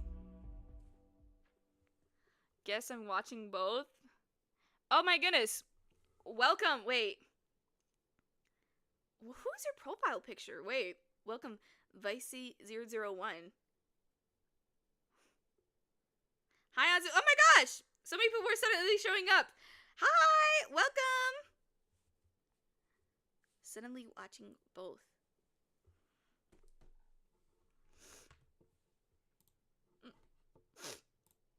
My nose. Ow. My nose hurts a little bit. Oh! Wait! You're for the Twitch! Oh my goodness! Welcome! Welcome! You were the one that followed earlier.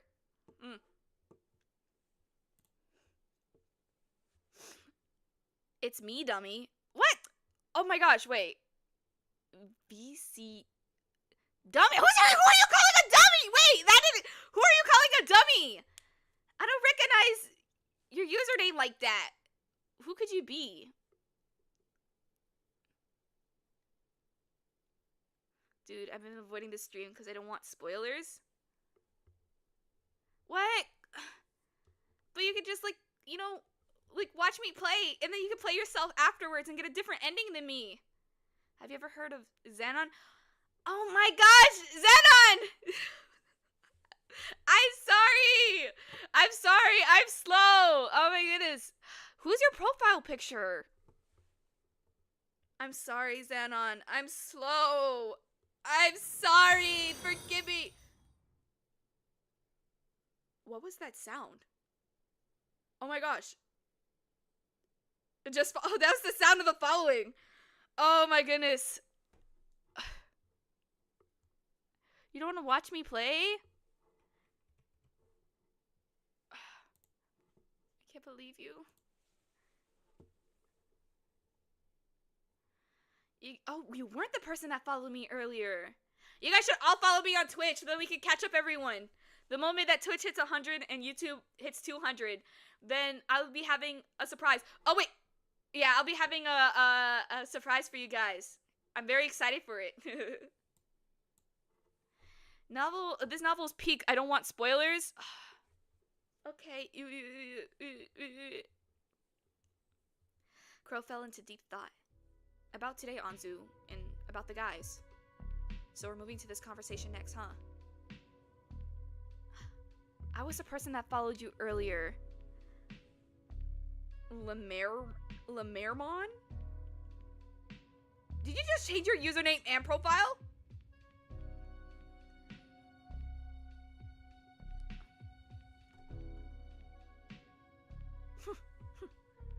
No. He's not all that. Wait a second. Are you two different whole people? Oh my gosh, that must be your Twitch instead. I did. Oh my gosh. No wonder.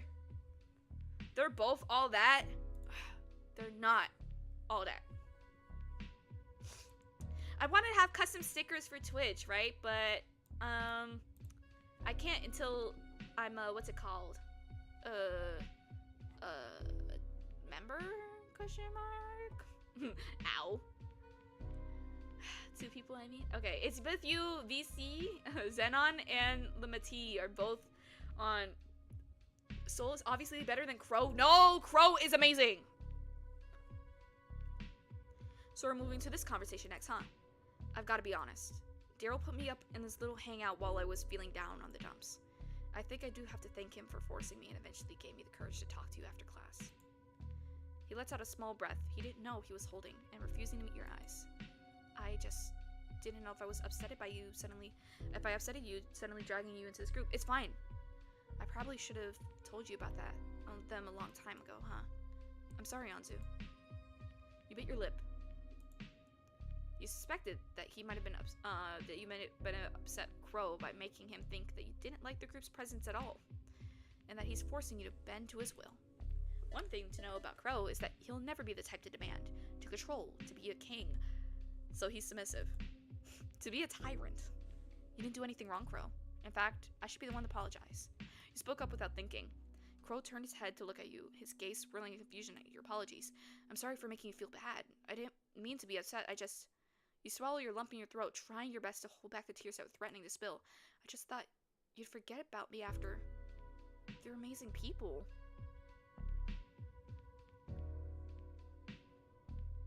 Spies?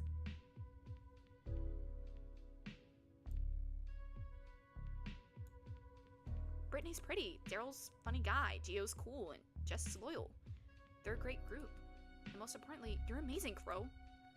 You're all amazing, but not me. I'm just not sure if I could ever be a part of this group. You're always hidden in the shadows. No matter how you try to fit in, you're never considered.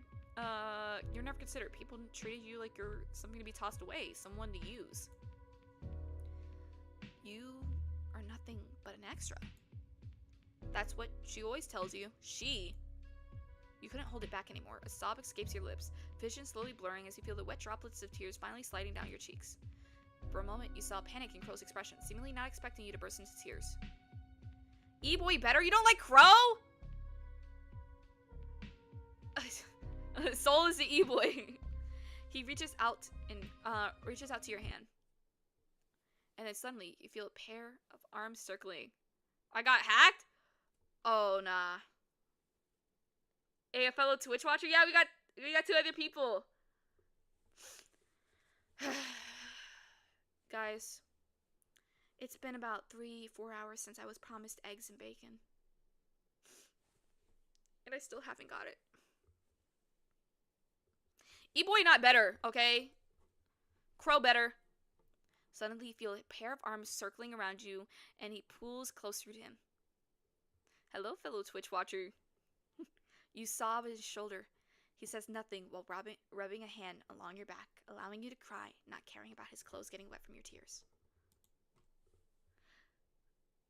Sylvain, E-Town, OMG, what? I'm getting hacked, Anzu? Sylvain, What are you talking about, bro? He isn't. Crow is just okay. He's not just okay. He's like the childhood friend character. I want my affection point back! How do I lose an affection point from saying I believe in... Oh my goodness. You're amazing, Anzu. I'm sorry, I never got to tell you, no matter how many times I've thought of it. I just couldn't seem to find the words. But you're amazing in your own way, Anzu. You You may not know it, but you're beautiful. You're funny. You're quite a phenomena. You feel vibrations coming from his chest from the chuckle he emits. Oh my gosh, the childhood friend is never just okay. They're the best. Heck, you're the funniest person I know. And all I'm saying, Anzu, is that you're amazing. You have no idea how much tears you shed tonight. Sometimes you think it's silly and childish to cry over what was probably a trivial matter to some, but the urge to sob returned after hearing those words from him. Do you want me to call you the Amazing Spider-Man just to prove that you're amazing? That made you giggle a bit as you wipe your tear-stained cheeks. With whatever strength you can muster, you slowly pulled away and lifted yourself up. Oh, you sit yourself up, however, over Crow! We're on top! I see how it is. Can we say that Anzu's view botting on Twitch? No! Actually, I got a promotion from some random, bot earlier saying, please, you should go buy this thing and get some view botting. I'm not view botting!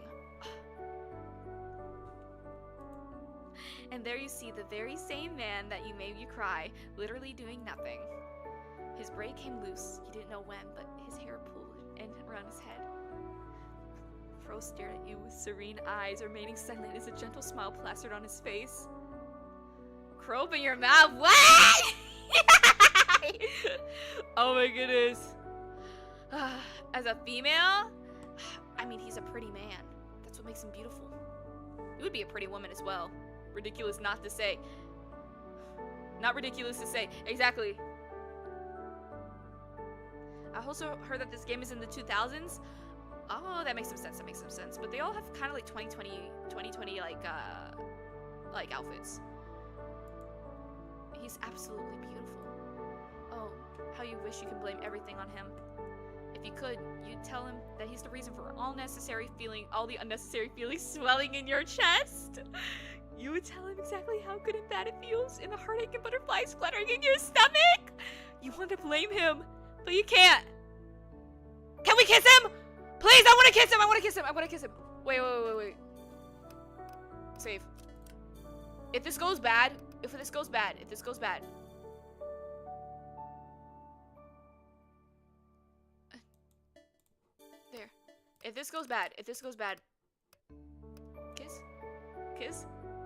Kiss. Ah! Oh my god. You have no idea where you got the guts to do the thing you did next. With the lips and the stomach. Thrusting the person in their cage. Your heart beats fast like you just ran a marathon as you feel the heat rush to your cheeks. Oh my gosh. Ah! I'm geeking. Wait, okay. Crow freezes against you for a moment there. You thought you just made a huge mistake. You're prepared to pull away and apologize and make his move that you expect. Ah! The gentle gets the crow out of the back of your... It's the back of your head. Fingers intertwine your hair as he presses closer to him, returning your kiss with a fervent sense of desperation. The other hand holds your waist, tight embrace, not wanting to let you go. Out of your own surprise, you break the kiss, pulling away slightly. Crow chases after you, leaning close to capture your lips in a deep, more passionate manner before. You feel like putty in his embrace as he cups his cheeks with one hand, his lips needily asking for more to access. The response. You shut your eyes tight and your arms come to wrap around his shoulders, granting his desire for tilting his head against his. The both of you losing his sense of the world as he fell into a deep sensation as your lips against each other. He eventually pulls away, a string of saliva. Oh, damn, I don't need to be knowing that much. I like Twitch more because it has no censored. I think it's just a little more looser than YouTube. Because I technically have it where it has no censorship on you guys. I'm supposed to put it where it's no censorship. The only reason why YouTube censors you guys is because of their own policies. I personally have it where it's don't have no censor. Like unless there is like slurs being said, I do not care for censorship on YouTube. So like I feel like the Twitch is just a bit more looser on it, you know? Man, my phone and my PC, they have completely different views of Crow. Like, on my PC, he's a little more warmer, so I see him as, like, pinker. He tucks away a strand of his hair behind your head before rubbing the cheeks with his thumb. Crow scans your disheveled figure above him. You can see in his eyes dilute the longer he keeps his gaze on your face. I knew you were going stargazing tonight, but I didn't expect the brightest star to be right in front of me. Oh my goodness. Oh my gosh, there's hearts in his eyes. You giggled his cheesy pickup line. God, I'd like you on. I thought you said you didn't like God. I mean, I thought you didn't believe in God. Oh my gosh. I liked you from the first time I laid my eyes upon you? Wait. Ah! Oh my goodness! 10 affection! We got 9 affection points from kissing him! Oh, bro, he is not happy, man. Oh my gosh. Plasma. Is that the sound that's gonna happen between us? How tall is he? I'm 4'10", and he's. How tall is he? Does anyone know his height? I might lose whatever we had in the moment. I wouldn't lose you. Kiss so good, he made him forget he wasn't a believer. Oh my goodness. I couldn't bear to live my life without you. Crow is 6 feet. He's 6 feet! Oh no, bro. When we bang, it's gonna be something bad. 6 feet versus 4'10". Oh no, bro. Oh no. Bro, he might as well be playing with a pool stick, the hell? Oh my gosh. Get me a step ladder to go kiss him. My goodness. At least we're on top. Feet? What? What are you talking about, feet? Oh wait, oh foot. Oh, you're not in the US. How many is that in centimeters? Crow, I like you too. I've liked you ever since too. He chuckled at the silly thought you recall the way that you've been doubting your feelings, his feelings. His eyes grow wide, jaws fall like slack as he tries to comprehend the words that came out of your mouth. 185, 190 cm? I think it's around 185. Sorry, I'm a little crazy in Twitch. It's okay, it's okay. Be your true self. He blinks once, twice, before a smile bright in the stars above. Oh my gosh. Is this a dream? I hope not. If I am in a dream, please tell me I'm sleeping and make me never wake up. I want to live. Wait! Did you say feet? Because you like feet? Oh my days. I never expected this from you, Xenon. I wanted to live in this dream forever. Will you this convince you this is not a dream? You lean closer to his face and place a peck on his cheek. Maybe, but I think this would definitely convince me. I'm 172 cm. Is he gonna dominate me? Absolutely. Absolutely. I don't like feet. You sure? He captures your lips swiftly, distracting you from when he moves his furry face, the crook of your neck, nibble his soft flesh. You gasp. I like turtle. Oh. Crow seems more submissive than dominant. I agree. I'm 180s, so it's not that far. You're 6 feet, and you're a girl. Oh my gosh. Let me feel a little shy, senpai. I think he'll be alright. Yeah, I think he's more submissive than dominant anyways. Wait, did he just say flesh? Wait. Distracting you when he moves to bury his face in the crook of your and nibble the soft of your flesh. You gasp. Oh. Now people will know you're mine. Ah! Kinda corny, low-key. But it's okay. Oh, welcome Curtis Plays. 193 cm? Oh my goodness. No, I'm 5'11". I am almost 6 feet. Don't worry. I like tall people. really depends, actually. Anyone's taller than me. Oh, 4'10". Ugh. So it doesn't really. I don't have a preference for for height. Hey now. Oh no, bro. Someone's not gonna like the fact that he sees that on our neck. Someone's not gonna like that. Crow laughs heartily as you reach out and simply roll your eyes. You can stay mad at him. Very corny, but he's pretty, so let it slide. Exactly. You get up, and Crow retrieves his bag, almost forgotten by the tree. He looks back at you and takes your hand silently. It was time to go. It was time to leave this magical place. You look at the stars and how brightly they shone. Codis, please! Guys! This is a small reminder since a little more people are here. Remember, I have a Twitch now. You can go on there too, if you want. Not corny, y'all. No fun. What? Come on!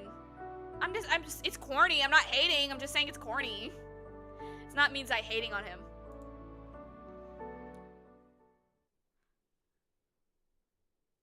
That is corny!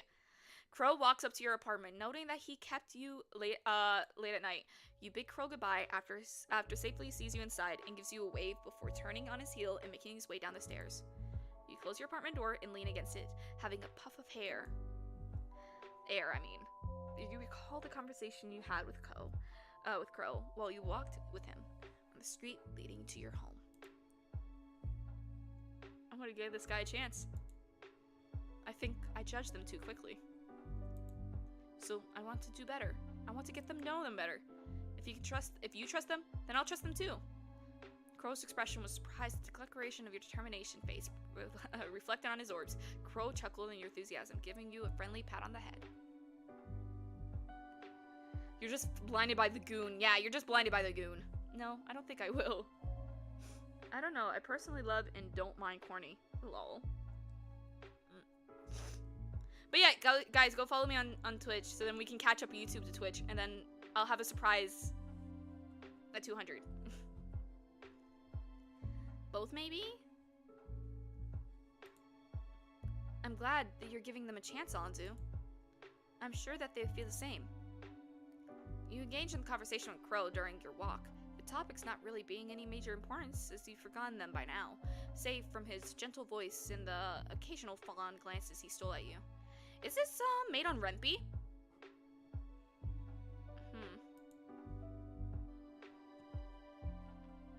There's someone that's gonna goon to Kim Jong-un. Believe it? No, honestly, if you go check R34, there's at least one for every, like, popular person or character. R34 is probably there. I wouldn't be surprised if there is someone that goons to him. Time with Crow seems to pass by so quickly. You arrived at your apartment complex before you knew it.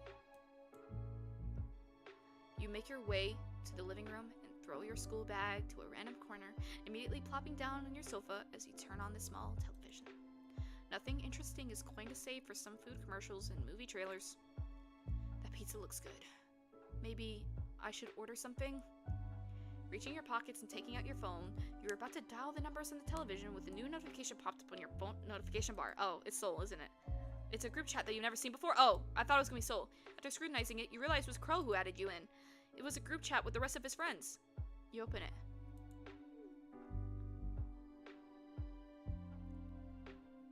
Halloween ball. Anyone want to go to the Halloween party this Friday? It's gonna be awesome. Aren't we all a little bit too old for costume parties? Brittany, don't hate! Is it required? You two have no fun at all! I won't go if it's not a requirement, school requirement. Much less a waste of my time. Is it? No, it isn't. But their little their pixel is so cute. It'll be a great and fun experience for all of us. I mean, we should be able to loosen up, you know? I agree with Crow. I agree with Crow. Count me in. Pass. I got more important things to do than at this party. Now, will you excuse me? I'll be doing my leftover tasks for tonight. Honestly, I'm surprised that Gio just didn't leave them on red. Gio has gone offline. Oh my goodness. Sheesh, sticking them out as usual. How about you, Anzu? Me? You join in? It'll be fun! Honest, surprised they somehow remembered you. If you join, it'll be. Oh, wait. Oh. Check your calendar through your phone. You didn't seem to have any plans for the near future, or plans at all. You'd like to spend time in your apartment alone.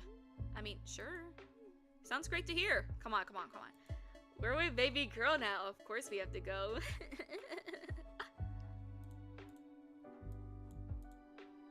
Crow seems happy about that. You giggled. You also reminds you of something, or rather, someone. Opening another chat, you tapped on Soul's newly added contact and sent him a message by sending the image of the same poster that Daryl sent. A Halloween party hosted by the school? Yeah.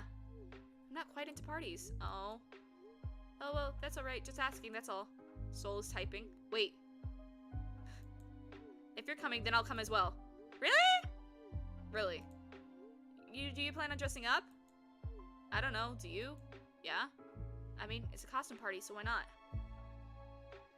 I'm on the quest to get the Miku rod in Roblox fishing game, and I need a fake... Oh, you try to curse. Shiny largemouth bass with a solar mutation. I hope that makes sense somehow. Is this like fish? Or literally the Roblox game named Fish?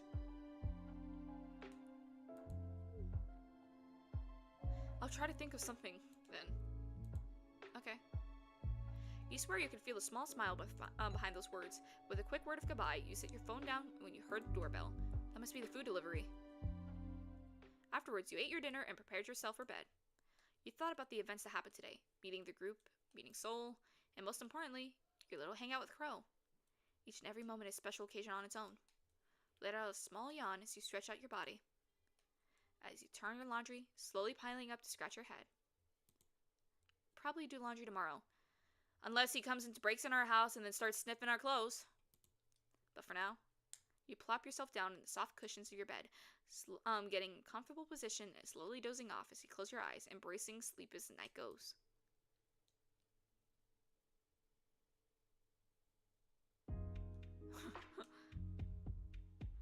Sorry, I didn't really hear you over the thousands of fish abundance spawning.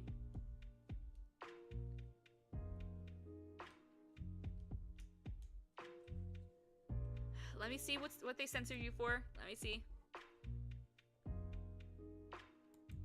I'm gooning slower because I'm eating now. Okay, it looks like you sounds like you're trying to edge yourself. That's why they censored you.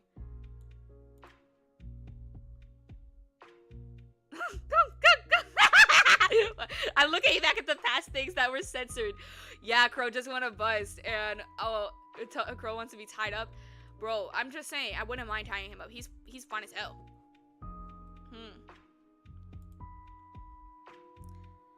And this maiden, she lived with no other thought than to love and be loved by me, the one who loves. I was a child. She was a child. In this kingdom by the sea. Day 2, the kingdom. The following day, the first thing you do is look for Crow. However, then you try to ask some students for his whereabouts. Nobody seems to know where he went. You tried sending him a message on his phone, but you never received a single reply, much less your messages being put on read. You eventually put up with Brittany, and seems to be one of the few other people closest to Crow, so it's best to go ask him with her. Jericho? No, I haven't seen him. Do you know anyone else that might have any idea where he is? I don't know, maybe the nurse's office? Brittany pondered a little bit for... Oh my gosh, Crow! Wait. Where's Crow? Wait, I thought they said Soul. Wait, Crow! No, don't say he's dead! Oh my gosh. Oh my days. I just sat down. Is that a Gyaru? Yes! It's Brittany! I love her so much! Oh my gosh, Soul did- please, don't say they got him. Please, Crow! I've already asked the rest of the guys. Heck, even Gio doesn't even know where he is. And the guy's close to him, ahead with him. But he said he's not coming to school today.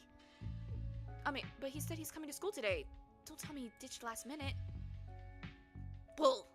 He would have always sent me or anyone in the group text whenever something's coming up. She's mine now. Crow busted too hard. He's at home jerking it. Go into the goon collection book.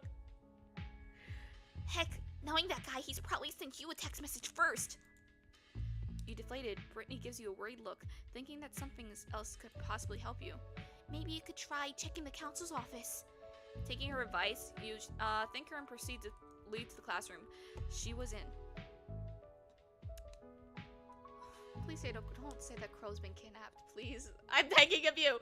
I kissed him for 1 day! I kissed him once! Just once! You did as Brittany suggested, but much to your dismay and frustration, not a single one in the council know where Crow is. Class eventually start, but you didn't attend. Too determined to know where Crow could possibly have been, you rack your brain as you walk over school grounds. You're probably too angry to realize you made it all the way to the gardens, the place where you usually work. You scratch your head in frustration. Taking out your phone, you decide to give his number a ring. Stop. Imagine if we hear... Stop! Imagine if we hear his phone and he's like buried somewhere. Stop! No! Please. It was still dead silent. You decide to walk deeper into the dark gardens. But eventually you meet with a familiar chain of fence indicating the school's campus borders barricading you from the forest just beyond. One kiss is all it takes. Opportunity. Anyways, you rang Crow's number one last time. Ring. It rang a few more times before cutting off. You check your phone, thinking that somehow finally picked up, but it was a disappointing notification that it was out of service. Try one more time. Stop. He's dead. Oh my gosh, he's actually dead. He's actually dead. Oh my gosh. Did I predict it? Stop. Stop, Crow. Please don't die on me. Oh my gosh, I'm actually shedding real tears. Crow. But it's not within the gardens. It's coming from outside. Oh my goodness. I kissed him once. Did he get himself lost? But how? As far as I know, this place is boarded up.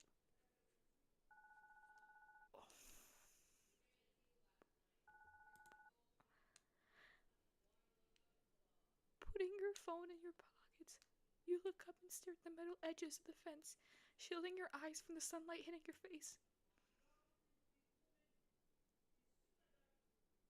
You bit your lip. You climb up, but if you fall, you probably have to sprain if you're not careful enough. Without wasting any more time, you climb the chain fence, your fingers shaking from anxiety and the imposing height reaching upon the edge.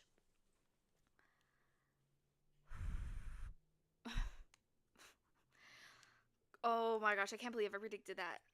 Anyways, Crow has Crow a name. Why didn't he fly out the situation? Is he dumb? Going to the other side, you slowly make your way down, still keeping a tight hold of the fence. Whoa! Ah!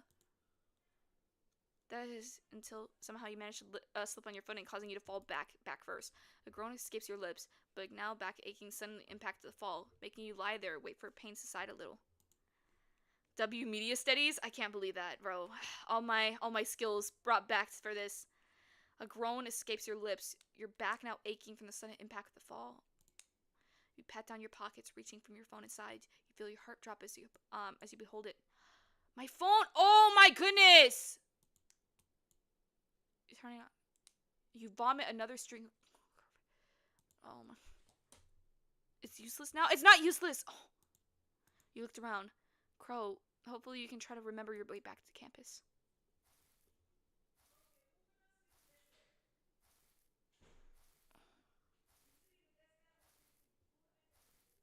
I can't believe that. W me and Twitch. I can't believe this. I actually can't believe this. You scan the area around you, the thickest seeming thicker and harder to maneuver. We can't even call for help now? It's so over. It is actually over. You see something out the ordinary, save some overgrown bushes and vines crawling the dirt floor. If these don't get tended to, someone will surely trip. You were about to give up your search when you noticed something in the corner of your eye. Oh no!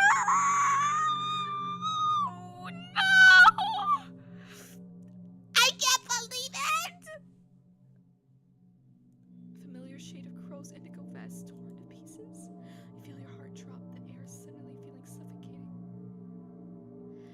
we play roleplay Lost in the Forest with Anzu? Would you guys like that? Would you like a Lost in the Forest with Anzu roleplay? I can't believe this.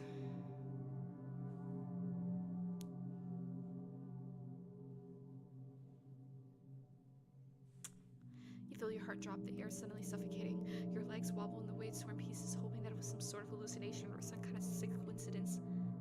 Surprise, Broadway. We'd be married in the year in the suburbs. With a kid on the way at 3. Is that Broadway? I don't remember. With an American dream. But no, this is exactly what Crow vests. All torn and broken. You search around the area one last time, eyes keener, hoping that this might have been the prank someone pulled on you. Until you hear a strange, broken down shed.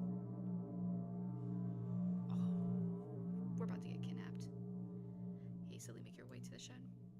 Thoughts of crows evade your mind as you ignore all warnings waving to your face. The moment you came face to face with the shed, your nose picked up on something bad.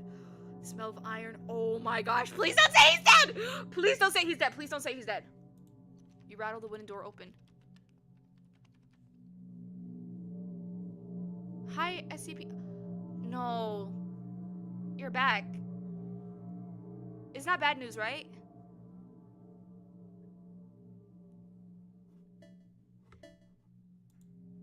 It won't budge.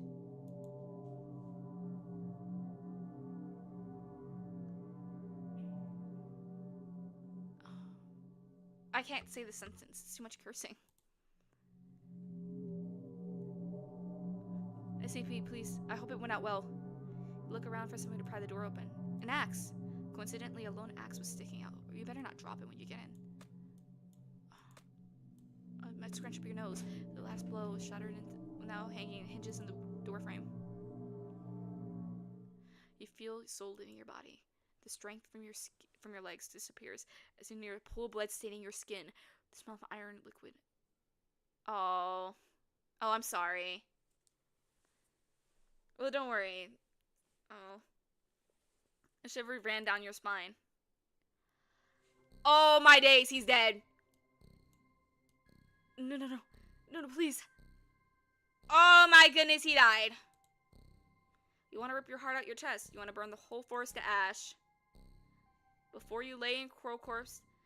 Oh my goodness. Attached to his shoulders, you see clearly the gaping injury. I shouldn't have kissed him. I shouldn't have kissed him. Lifeless body. Maybe if I did, maybe if I only hugged him. Crow ate Arby's? How are you gonna jump? Oh my god. I should have, Hey, Lucky, I bring matches. I should have just hugged him and maybe we could have been together. But no, his eyes remained dull. You mutter his name over and over and over, asking him to get up, to talk to you, to tell you what happened. But he didn't. You hear footsteps behind you, accompanied by the clanking of metal. Oh my days! Oh my days! Oh my days! He's behind us! Oh my days! You swiftly turn around, meeting the eyes of someone you never expected to be here. Oh my days! Oh my! A pair of fiery red orbs beholds slumped, blood-stained figure. His gaze reveals a mix of surprise, dread, and panic. Anzu. No. You shouldn't be here. You need to leave. His pleas fell on deaf ears. Instead, you stare at the blood-stained and the bloody axe that he dropped, his equally bloody hands and his dark shirt wet with red liquid. Reeks of blood. He killed him. He killed Crow. You killed him, didn't you, Soul? Soul bit his tongue, refusing to answer the question. He stays put. You could see that his jaws clenched, his expression now filled with rage. He was gonna take you away from me. I've only done something I wish I should have done years ago. Oh my days.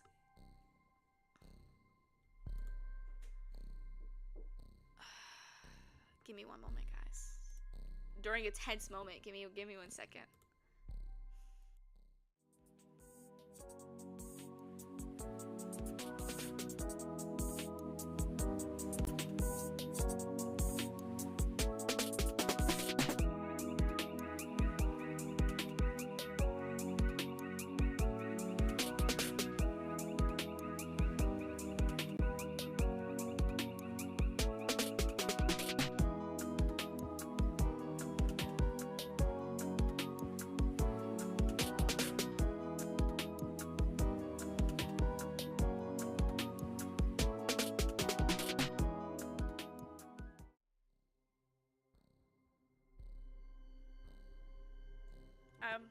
got my pancakes and stuff. But what cause? You know the dude that died? We kissed him. And now he's dead. I can't believe that. So you're not even gonna deny it? I would never lie to you, Anzu. But why? Why did you do this? Because I love you, Anzu. I'm not going to let that bastard take you away from me. What is bro on? You're mine, and mine alone. You were taken aback by his declaration of love towards you. It left a disgusting taste in your mouth. Man, this bacon's real good.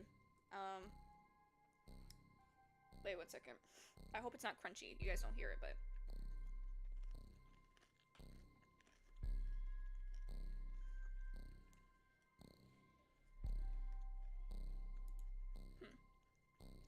How dare he taint the word love?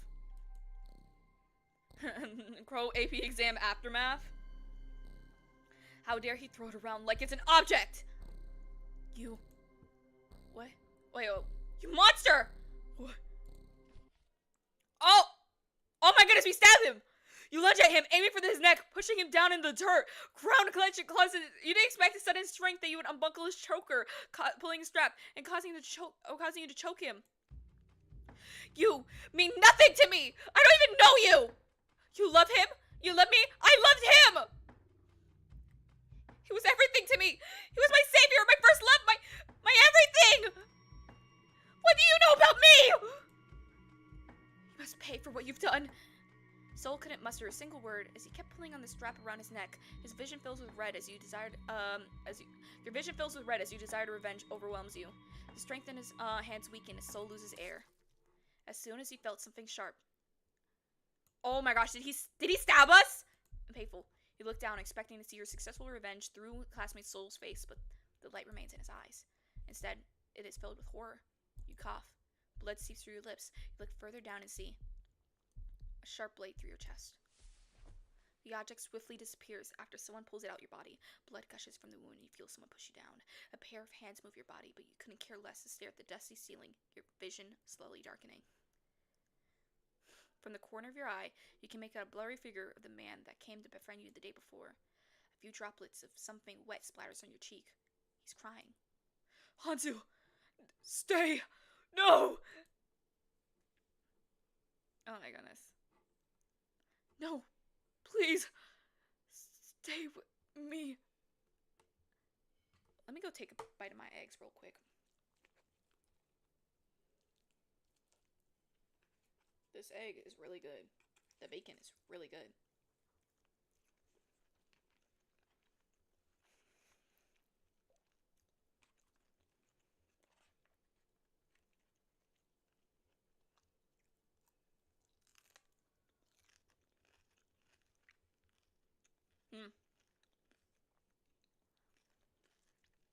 I'll uncensor you later.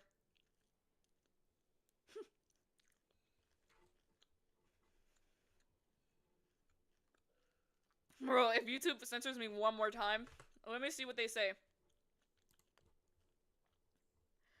Oh, bro, it's a censorship that I couldn't even reverse. Soul gets in an argument with the guy, his muffled screams reprimanding. Keeping your eyes open and getting tiring. Breathing is getting tiring. One last breath, you flutter your eyes closed. Exact words. No witness. Hugo? Wait. Hugo. No witnesses. Bad ending, no witnesses. That's it? Wait, who's Hugo? Wait.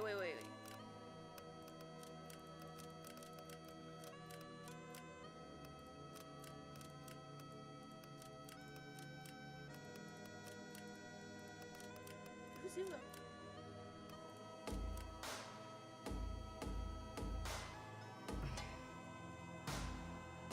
You got the good ending? That's the bad ending, though. Let me eat some of my eggs. We're gonna eat this, and we're gonna go over this. I'm gonna go for a second ending.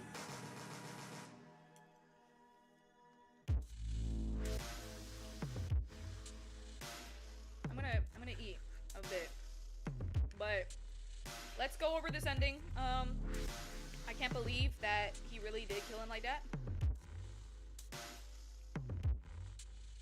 Is Yugo the nonchalant one?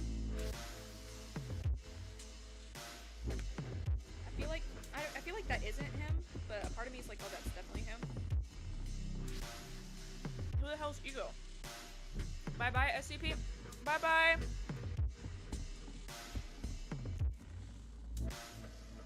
Might have been the best ending yet. No witnesses.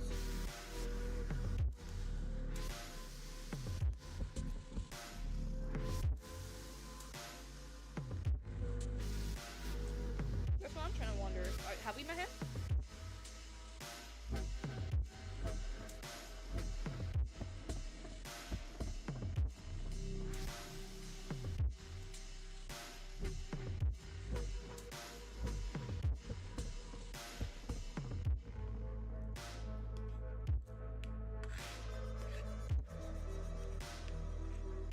Loki, these eggs are very tasty. I might make myself some more bacon and eggs later.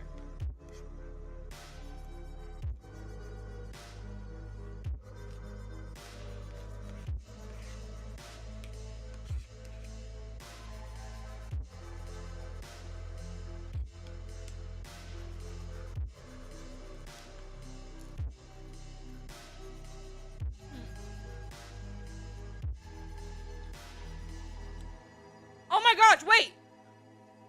Wait, Yugo's the jock?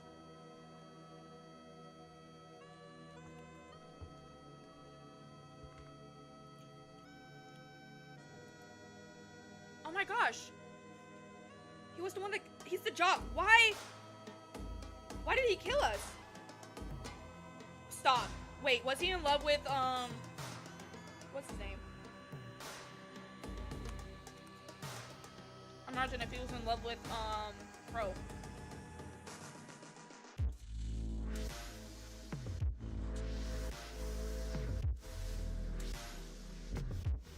Yugo's not the jock. Then who's Yugo?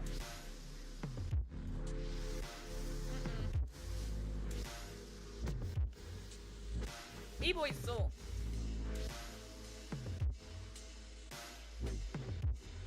Oh my gosh. It's almost been 3 hours already?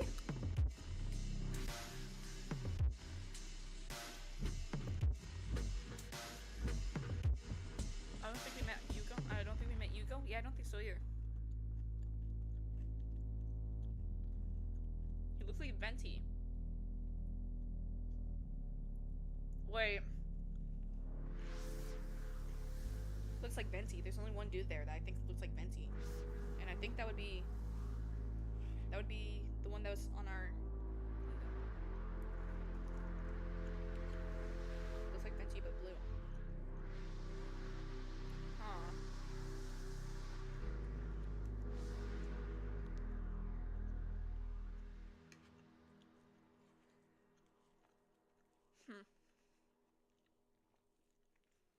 Guys, I got some blueberry pancakes on the side. Loki. I don't really like blueberry pancakes, but it tastes good, so I'm gonna eat it.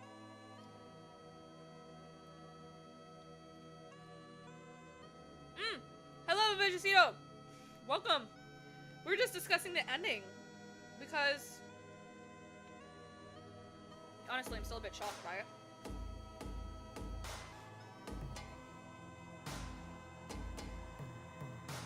Honestly. It's absurd.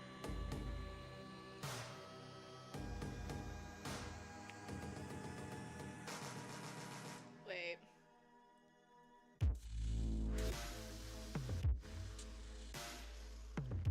Yeah, we just got an ending. Don't worry, you're not too late. I don't think so. It's been 2 hours. Wait. I'm gonna come right back. You guys go discuss with each other with your own stuff. I'm gonna be right back.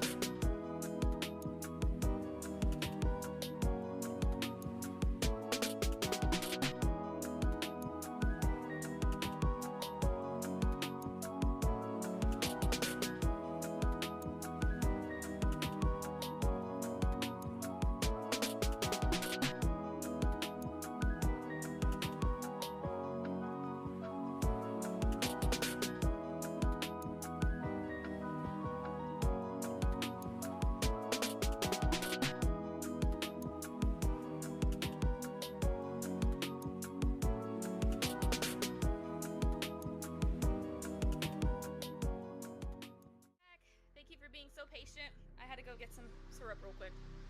Thank you, thank you. I can't believe he died. And then we died. Okay, so I guess no kissing for us. Whatever. Let's load back. Let's hug him instead of kissing. You didn't feel as bad as before, but your vessel's not completely empty. Making out with him. I wanted to. Why can't we make out with him? Our kiss was good! Our kiss was good! It was just a bad dream. It was. Look at his beautiful face. It's not like, you know, he was dying the next moment.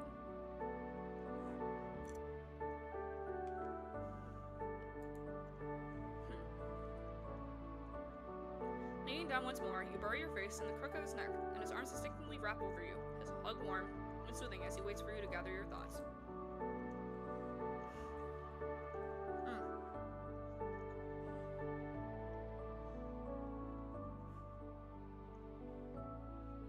I really do not like blueberry pancakes. Oh my goodness. Thank you, dear sister, for making this for me, but I can't deal with blue pancakes. Blueberry pancakes. I'm putting this to the side for now.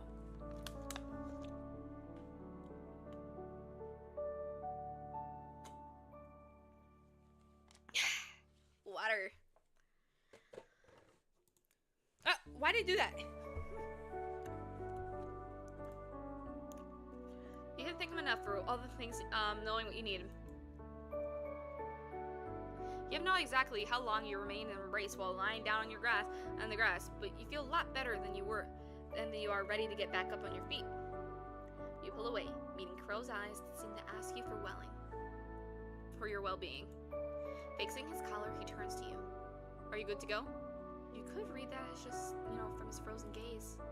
You nod slightly, and it's only then that Crow completely realizes releases you from his embrace, helping you sit up before he dusts off the grass that's stuck to his shirt. He views you once over and gently swats away the leaves in your hair and clothes. You blink at him, and he only smiles at you. You get up at him, and Crow retrieves his bag, almost forgotten by the tree. He looks back at you and takes your hand silently. It was time to go. It was time to leave this magical place. You look at the stars and how brightly they shone. You gave the sky one last glance before turning away, hand clasped tightly around Crow's as you let him lead you home. Okay, is this gonna be the same thing as last time? It is the same thing as last time. Okay. This maiden, she lived with no other thought than to love and be loved by me, the one who loves. I was a child. Okay. Please say the ending changed, cause how did we gain an affection point from him? Come on. The sun setting in the horizon's grassy field in deep golden orange as the wind made strands of his hair brush against your face. Your ever-beloved home, the tall grass, the fresh air, the various farm animals that you and your family raised since you were but a mere child.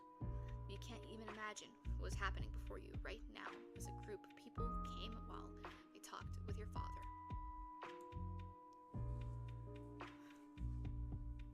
Not kissing was automatically a point.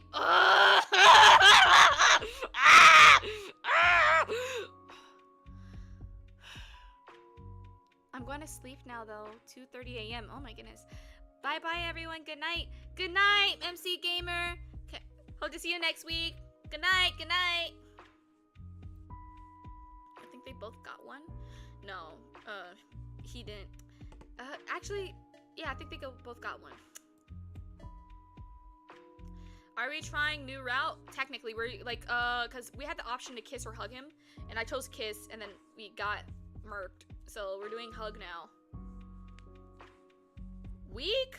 What? Come on. You see the distress in your father's eyes as he tries his best to negotiate with the people before him. The desperation in his voice, the sweat running down his neck as he moves his hand gesturing this and that. But just give me more time. Just give me more time. I promise I can pay up. This is all we have left. I don't know where else we could get with this farmland. We've given you enough chance, Mr. Sloan. If you don't want to pay your debt, we will take your land. The loud ringing of the school bell ran in the hallways, making you jerk of your thoughts. Students came out through their classroom doors. Feel someone shaking you awake. Hey, Crow. It's not like I totally saw you die a moment ago. You sat up and met face to face with Crow. Well, good morning, sleeping beauty. You let out a yawn, you rubbed your eyes, and as soon as you looked around, your fellow classmates are now gone from their seats, as it's now lunchtime. Oh, Zena, you're leaving too? Bye-bye.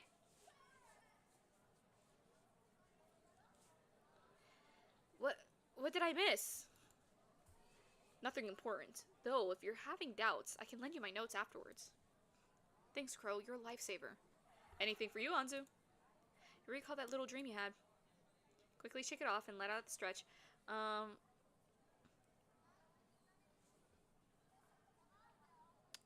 Sorry?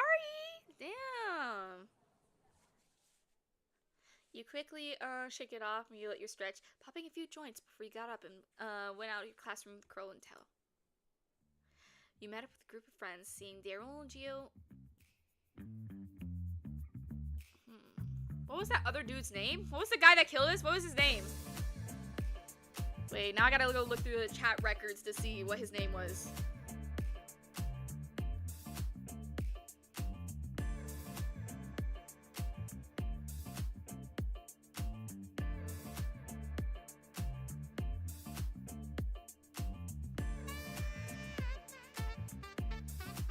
Hugo, that's the guy's name, Hugo. Yeah. So he isn't a part of our group of friends. Oh, dude. Then who killed us? Who killed Tupac? That's the question of the century.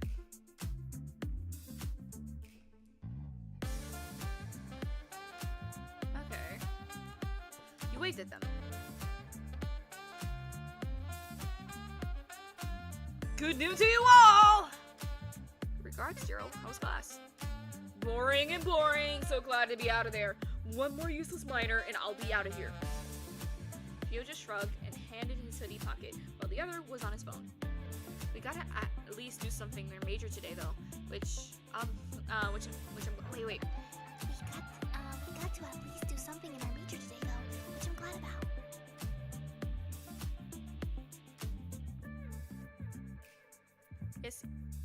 Yes, he did LARPer. Oh my goodness, not you LARPing the word LARPer, bro. LARP is live action roleplay. Poser! Crow didn't kill us? Crow did not kill us. Oh, nah, bro. More papers, but it was at least something. Enough about papers. So, about the Halloween party, any ideas for costumes yet? As they talked with each other, on a corner eye, you noticed a familiar figure. Stop. Is that Hugo?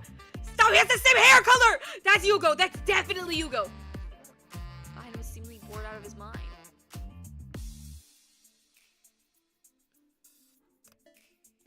This seems like an important decision.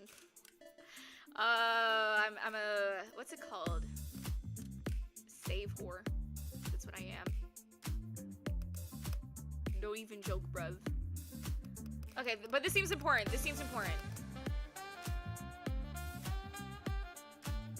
Calling Soul over. Call Soul over. Nah, I'm staying with the group. Unless, if we get too high of affection points, does it automatically go to kill him? Or was it just because he kissed him? Call Soul over, because I don't want to risk it. Not sparing the moment, you make your where Soul is, and Soul instantly notices you, a visible smile on his face. Companion notices his change in attitude and turn his attention to where you are. Hi there, are you friends with Sunny? Sunny? He pats Soul in the back, causing the teller male to jerk slightly forward. Soul gave him an irritated look, observing the way his face slowly turned red. You know, because he's such a sunshine. He's sunny! You let out a small giggle, shifting from your eyes forward. Soul catches you and gazes his. On landing eye contact, Soul quickly averts his gaze away from yours, holding his hand up as he tries his hardest to hide his face away. Like a nickname? Yeah! Sunny loves this nickname. I gave him. Right, Sunny? Soul remained silent, still refusing to meet your gaze. That's adorable. For a moment, the three of you were silent before the shorter male speaks up once more. You sure have taste, Sunny. They're pretty, like you said. A blush makes its way to your face, scratching the back of your head. You bit your bottom lip as you let out a small thank you.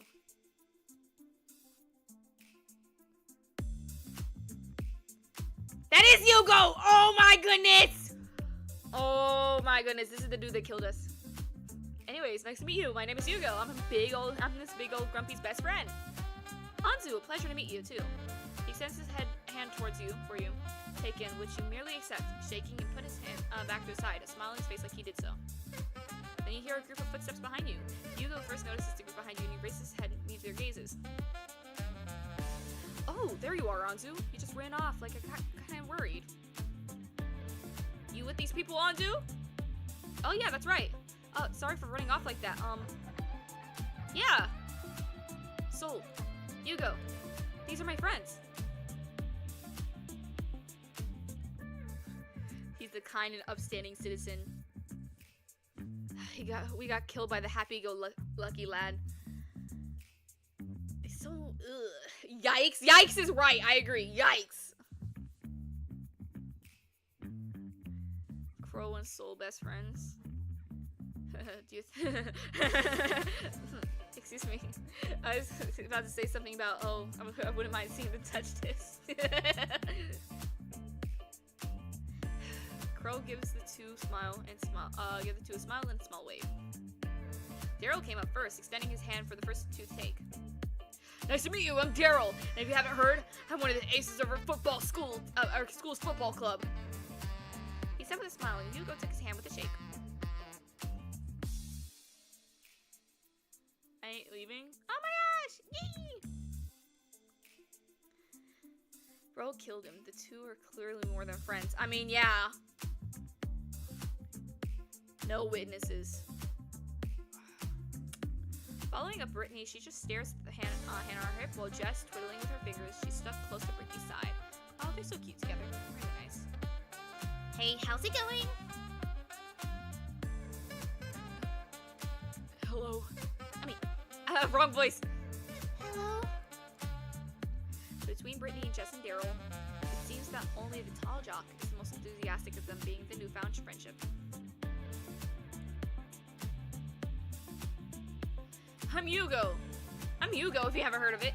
Nice to, I'm Hugo. I haven't heard about you, Daryl. Nice to meet you too. Thankfully, Hugo retains a certain energy as a jock. I'm Jericho, but people call me Crow. Nice to meet your acquaintance.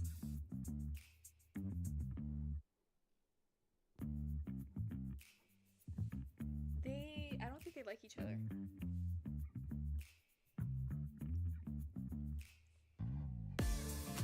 See, he's a blue venti. Yeah, I see it. Crow also handed out his hand for Soul to shake. However, Soul didn't take it. Oh, there's a slight awkwardness in the air between the two males, making Crow slightly trace his hand back. No way! The atmosphere between the two, however, got cut short when Hugo gave the loudest gasp and marched towards Gio, just behind the group, an invisible scowl on his face. Gio's eyes darkened as he tried to step back, but Hugo was quick on his feet and engulfed the taller man into a hug. Oh, they're both Japanese. Wait. Let me try to read this. Let me try to read this.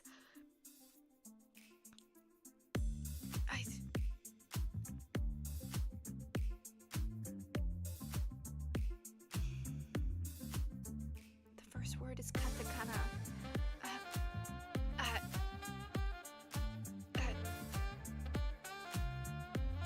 And it's such a script that I can't read it properly.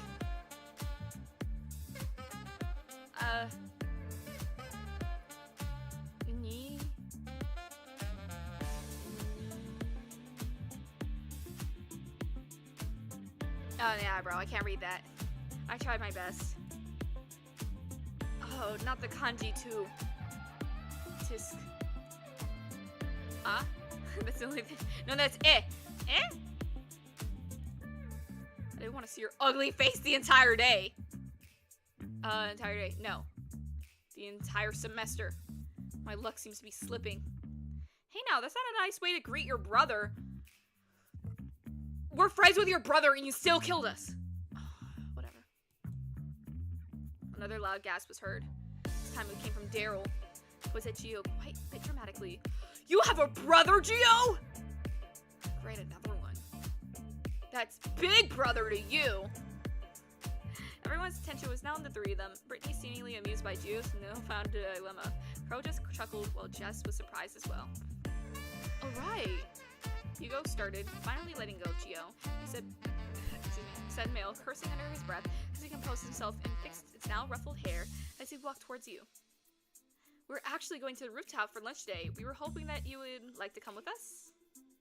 He says, now standing beside Soul. Soul looks at you with anticipation. You...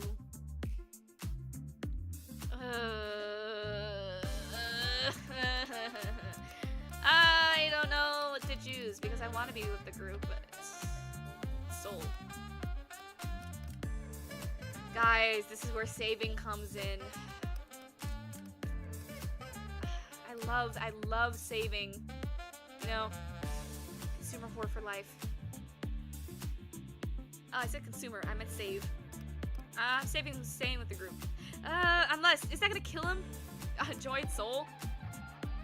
Just save the checkpoint. Okay. We'll be going along with Soul for this time around since we have so many affection points with him.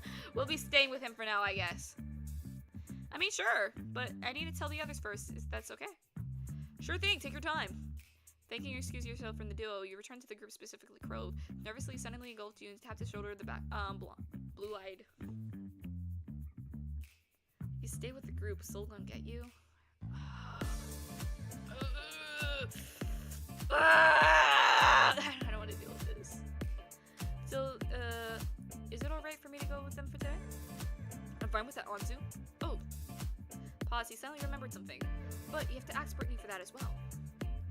After hearing her name, Brittany turned to you and noticed the basket around her arms. Brittany, however, didn't give you a chance to ask. Hey, you can go ahead, Anzu. You can join us whenever you want to. Give yourself a smile, surprising you a bit. Without further ado, you excuse yourself from the group before going on to Soul and Hugo. Hugo gives you a smile. You turn to Soul. He gives you a smile of his own. His shoulders relax as if relieved. Let's go then!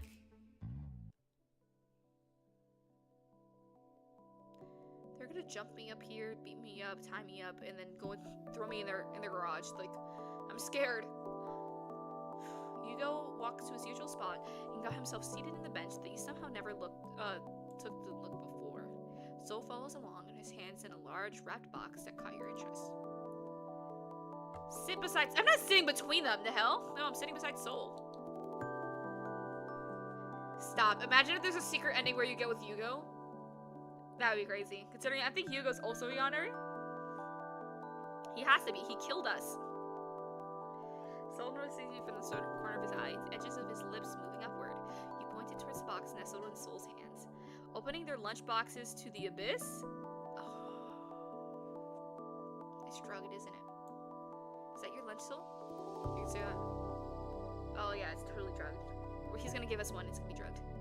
As Soul unwraps the cloth, showing you the three bento boxes, he takes out the first bento box that was settled on top before giving the second one to Hugo.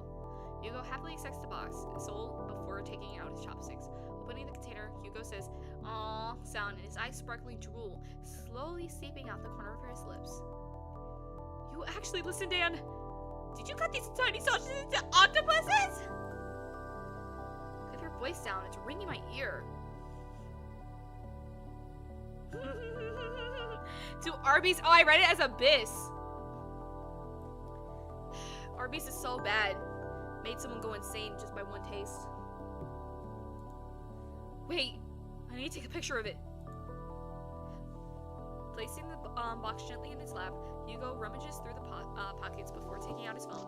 Opening his phone's camera, he flips it horizontally, then starts clicking away, taking one or two photos. Hugo lifts the container back into his hands, not before turning to you and slowly showing you what he was gushing about. Oh my. Ah, it's very cute. Isn't it adorable, Anzu? Oh. Is he gonna make these type of foods for me when I'm in his basement? After attending the Rod Wave concert, I've never been the same. Oh my goodness. Bro's been taken mind control by music, just like that one Scooby-Doo episode. Isn't it adorable, Anzu? There you see are various ranges of food with rice-shaped, the moth and seaweed to design the face along using the cabbage leaf to form its wings. Right below are moth or many sausages shaped like octopus. Wonderfully cut carrots were made to look like stars and squeezed beside stuffed shiitake mushrooms. The egg roll sushi and broccoli with melted cheese and dip looks delicious. I feel a little bit bad to eat it, especially on how cute this little guy is. Hugo points to the silk moth shaped rice.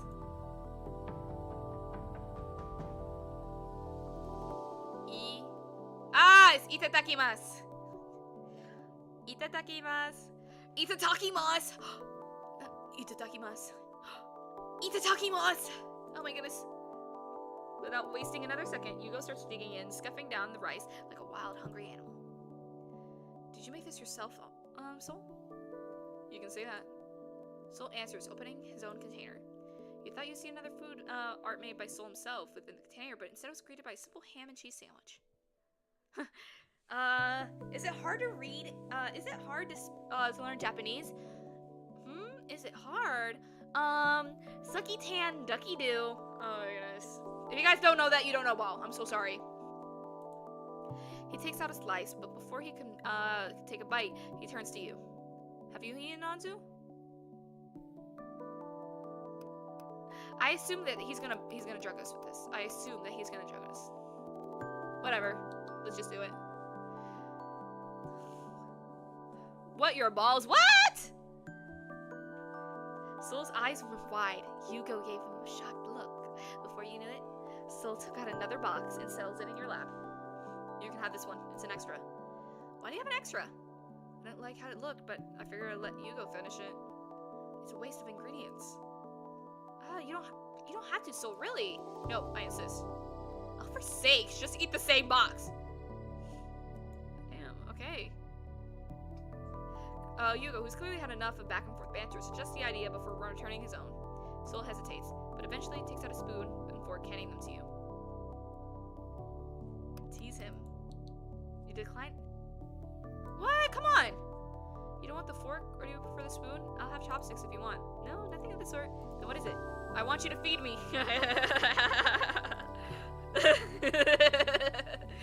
Oh my gosh, we got him. Soul breath hitched his face bright red at your wild suggestion. Hugo gives you both a side eye. Your proclamation was enough for him. Did he actually stop eating and shoot you a judgmental look, saying, really, right in front of my bento box? He scoots away from you two, not wanting to be a part of your little fiasco, as he returns back to his meal. Soul, however, was nervous for a bit, his eyes still transfixed on yours. Still couldn't believe that. What you asked him for? You know he's gonna jerk it to that one?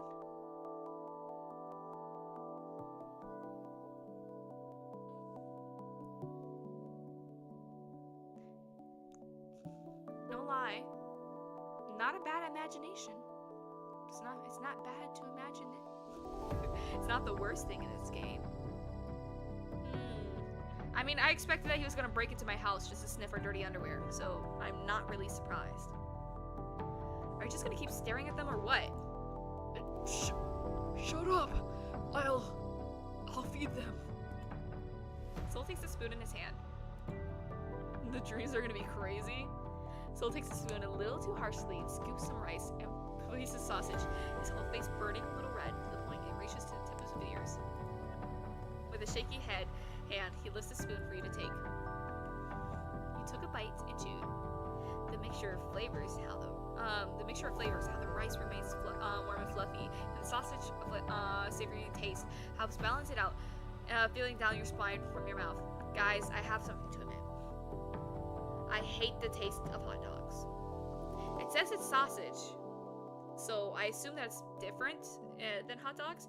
Hot dogs and sausages are very different. But I do not like hot dogs. I do like, however, you know, if you guys ever seen it, there's like this brand of sausage called like pickled sausage, and I like pickled sausage, and they're like red. But I hate hot dogs, like despise them. One time I was going to like a cookout, and they're like, "Oh yeah, don't worry, like these are sausage hot dogs, right?" And I was like, "Okay." It still has hot dogs in the name, so I was suspicious, but I tried one, and I literally almost gagged. I couldn't deal with it. I hate hot dogs. It was so bad. I should have never trusted it. Hot dogs are fire? That's a lie. Hot dogs are not fire. Pickled sausage, you know about, thank you. Pickled sausage is really good. Those are fire too. Pickled sausage is good, hot dogs suck. I'm so sorry. It's amazing. It's delicious. So this is really good. Hugo nods along with you with gusto. Food stuffed in one cheek like a hamster. I know, right? Honestly, you'd be surprised. So, you'd make a great house husband. Soul's eyes widen at your declaration. You really think so? I really do think so. Oh, did he just say, do you want me to be your household husband? He definitely hates that. Wait.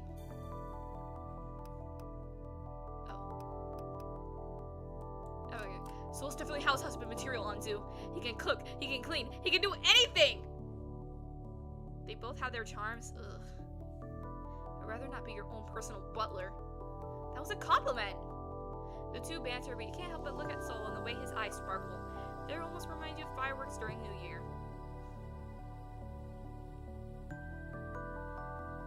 Oh, he said, do you want to get married to me? Oh, that's cute. How did you guys see it that quickly?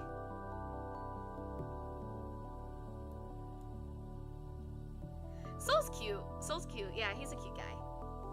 Soul then went quiet, and his gaze lost in thought. This caught your attention, tilting your head to the side as he called out his name. Soul? Soul, are you there? What? Oh. I'm fine, Anzu. Okay, you know what? Oh, I knocked the mic, sorry. Guys, I know what I'm gonna do. I'm gonna get his ending.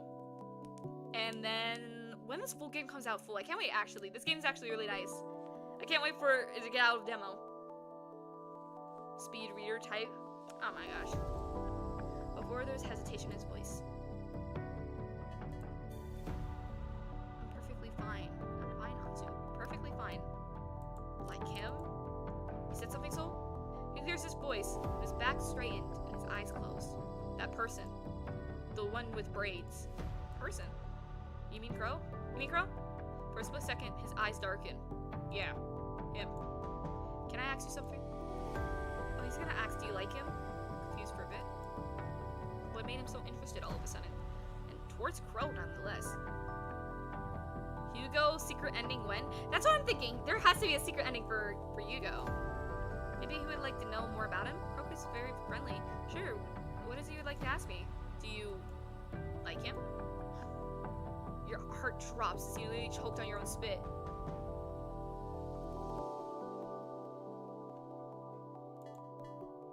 Stop! Why do we have 7 points? Oh, never mind. I chose this. I chose this life. I chose this life. I chose this life. I chose this life. I chose this life. No! Why would I ever like him? What makes you say that? You nervously laugh. Nothing of the sort. I mean, well, what makes you think that I like him? No! Nothing of the sort! I'm not in love with him or like him or anything like that! I'm never, never, never, never! At least that's what Cinderdays are like.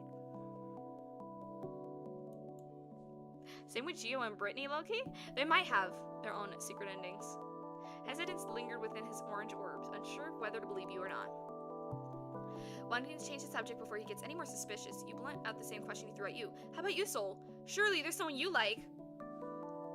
He smirks, the very same grin he saws he smirks, the very same grin he makes when he teases, makes his way up to his ever so handsome face. Loki, hear me out on Hugo. I wouldn't mind getting the secret ending with him. He's cute, I guess, but he also, you know, freaking killed us. It's like falling in love with Beelzebub. I mean, not Beelzebub, Belphegor, after he tried to kill you and old baby. It's just like, no. Why? You interested? As if! A wild blush erupts from your face as you try to diffuse this topic. Souls chuckles from the way that you stammer and fidget, his gaze softening. So cute. Hugo eventually finishes his own box, tucking it away and wrapping it back up. I love a man who can kill me. Oh no. No, this is where we cut it off. No, we don't say this stuff now. This is where we cut it off now. Ew! You're so nasty and icky and disgusting. Like Icky Vicky. Ewy. No.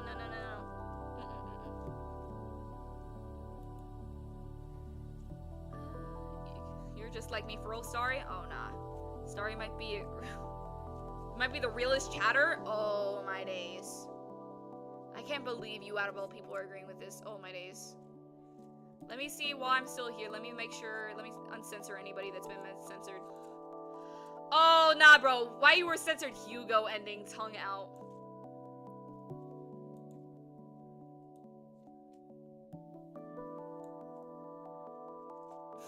I'm telling you, Soul got him where he's Goonie. Oh my gosh.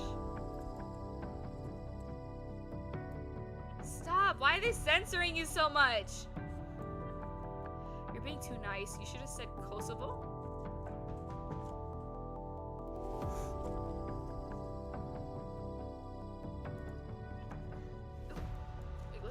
Sitting on the bench, Hugo stretched his limbs out and paced a few steps forward before turning to look at you, Soul with his hands at his hips.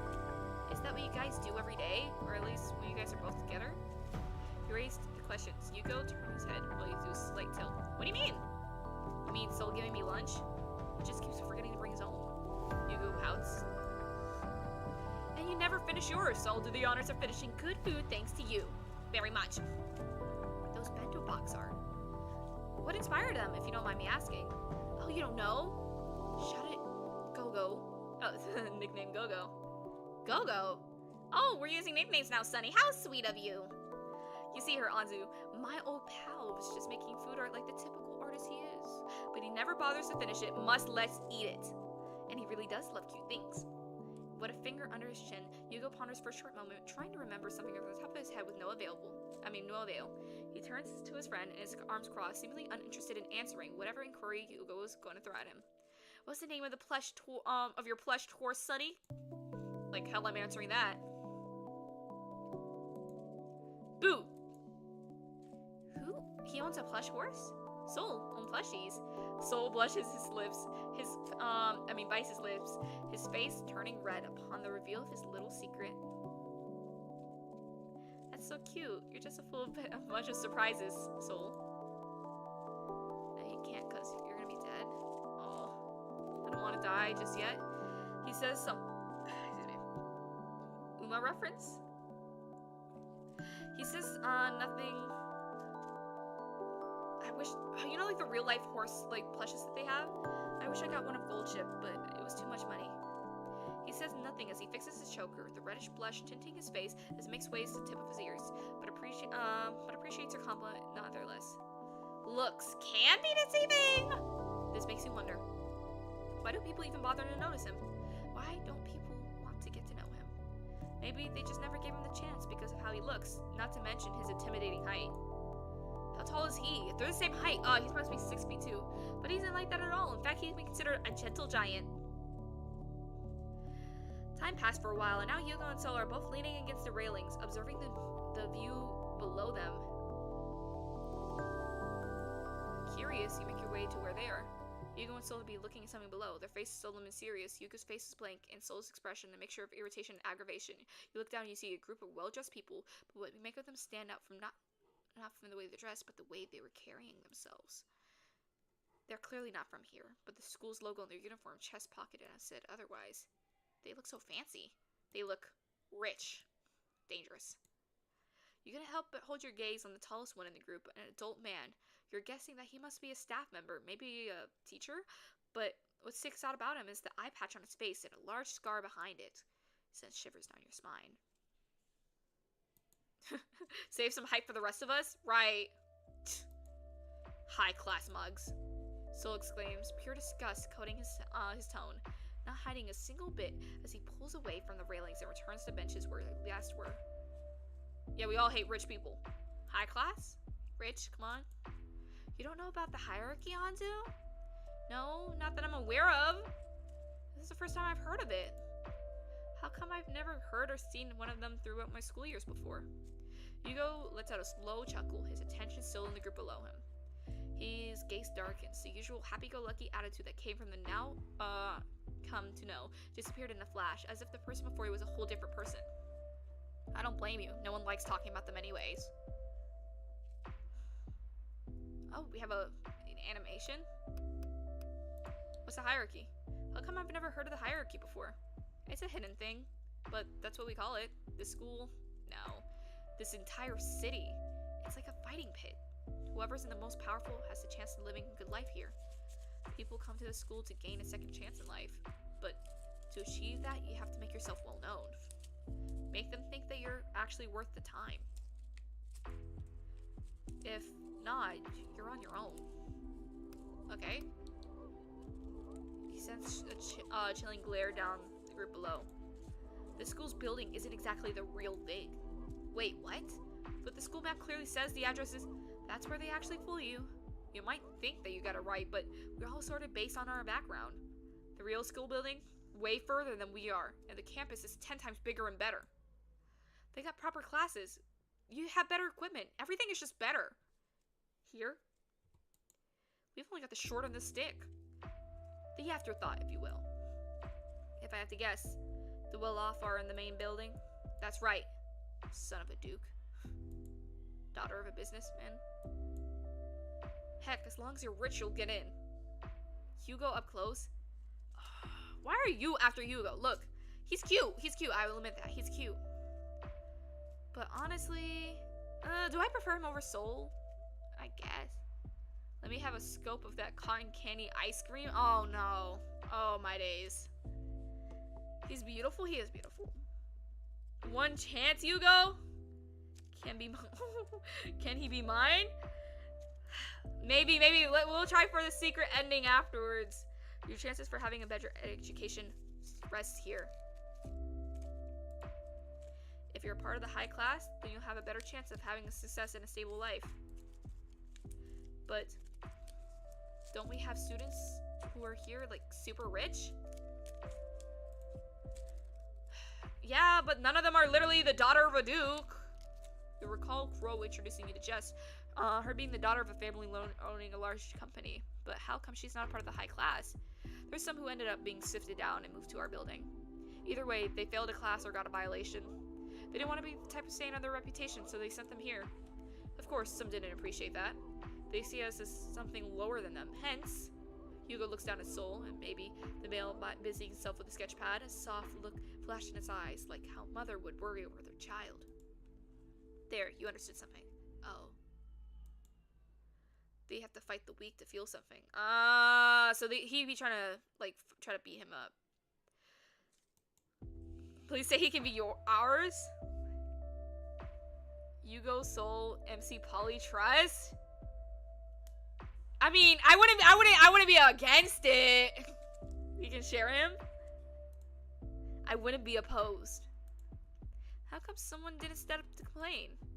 Hugo laughs at your words as if you told him the best joke of his life. He shakes his head in disagreement. If only it was that easy. His laughter dies down, his expression back to being solemn as he scratches the back of his head. Actually, Anzu, in the city, no one really gives a damn.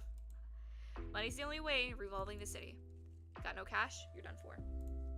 Which is why people like us are desperate to get into the higher class.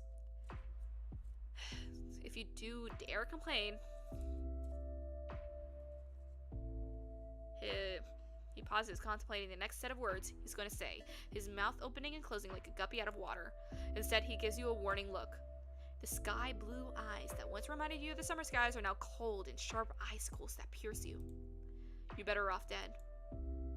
With that one last look below, Hugo lets out a sigh, turns on somewhere else, trying to shove away the thoughts clouding his mind. But the character designs look so cool, right? And X1 daring or darling? Oh my goodness, I'm blind. X1 daring. Ooh. Welcome to chat. Welcome, welcome. Oh my goodness. I'm Anzu Slug from the Atlantic Ocean. Welcome, I don't recognize you. Everyone, give a welcome! Come on. They do, I like the colors. Exactly. Awesome gameplay also. Keep up the beautiful work. Oh. Thank you! You know, I work really hard to keep the gameplay like nice and all that. Thank you. Oh my goodness. That's a sad reality here. But that's he just said that. The attention is good. Great even. Your chances to get the stable life and even knock the stardom in high ones. You're part of the high class, much less graduate there. High class. He sends a chilling glare. Oh wait. Okay, we already went through all this. I have nothing else to say. The city is corrupted. He mutters under his breath. Thank you, Lamati, for greeting him. Thank you. Or them. Thank you. Which makes me question, Anzu. How were you able to get in the city? No, the better question is, why did you enroll in this school, if you don't mind me asking, that is? You're clearly not from here. Damn, sorry. Your eyes widened at the words that well-dressed man said. No! I refuse! Oh! I didn't even click. You're not taking my home! You cut your father's words off, marching towards the tall man in loud, heavy footsteps. The tall man, however, raised an eyebrow, raising his hands to halt his men. Can I be fish instead of roach? Tisk. Try to escape the roach fate as much as possible. You're still a roach! No matter in the end of the day. You're still a roach. No amount of begging is gonna get me to convince you that you are a fish. Anzu would go to this university? What are you trying to say? It sent a chill down your spine. Whoa. A bit feisty seeing that this is the first time meeting, right? Let me introduce myself first. I'll be your fish guard?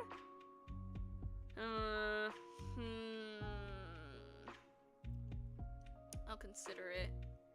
The only fish guard I have is my manager. But you can call me Mr. C. And as for our little agenda, how about this little lamb? Is that a kinky man? Who knows? Very zesty though. If you manage to pay off your debt for the next 5 years, I'll let you run off the hook and let you keep your land. 5 years? You can handle that. Make me 3 jobs would work for you. He toots, waving a finger in front of your face. He looks down at you, reminding you of your place and mischievous smiling, peering at his handsome features. But I have some conditions you must meet. You went silent, hearts pounding in his chest as you kept eye contact with his sharp magenta eyeballs. I want you to stay in the city. The city? But we can't even afford to take them to college.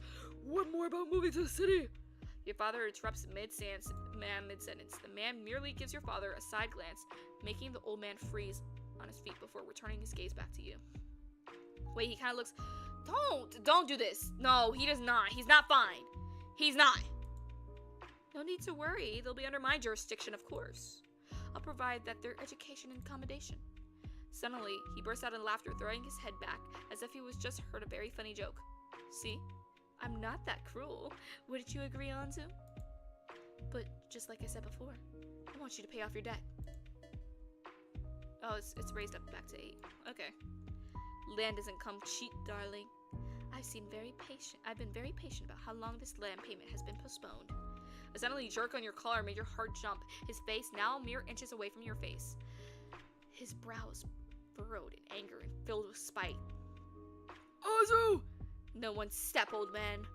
He screams at your father, not sparing him a chance, not sparing him a glance as he keeps his hold onto your collar. I was gonna say he kind of looks like Asmo from Obey Me. I see it. I see it. It kind of like reminds me of new game Asmo from Death Do Us Part. Death Do Us Part sucks. Oh my gosh. Oh my goodness. Have I talked about how I do not like Death Do Us Part? Cause you don't understand the irritation that comes with Death Do Us Part. Like, it doesn't have a friend system. There's no trading system. It's just a cash grab. It's just a cash grab. That's all it is. That's all it's ever been. A cash grab. Maybe if there's a friend system to where you can go and trade with your friends for things that you don't want, then maybe it would be better. But this is just a cash grab. It really kills me. I love the game. I love Obey Me. But it just kills me the way they do things. Listen here, punk. I don't care what kind of method you're gonna do in order to make money. Damn, the hell you trying to say you want me to sell my body? Sends a shiver down your spine. Being a good citizen and getting a part-time job like the rest, or whore yourself out in strip clubs. Oh, okay, so yeah, he was implying that. Legal or illegal, I don't care. As long as you reach the amounts. If not, well, you can say goodbye to your little farmland. He says that, but there's a gleam in his eye telling you that that's not all. Letting out your collar, he steps back, freely taking the air that you lost, tears making his way to your eyes, threatening to drop. So, little fawn, what's it gonna be? You bit. I should have given the same voice that I gave Mr. Red White. You bit the bottom of your lip. You turn it. You look at your father. His eyes were clearly telling you to decline.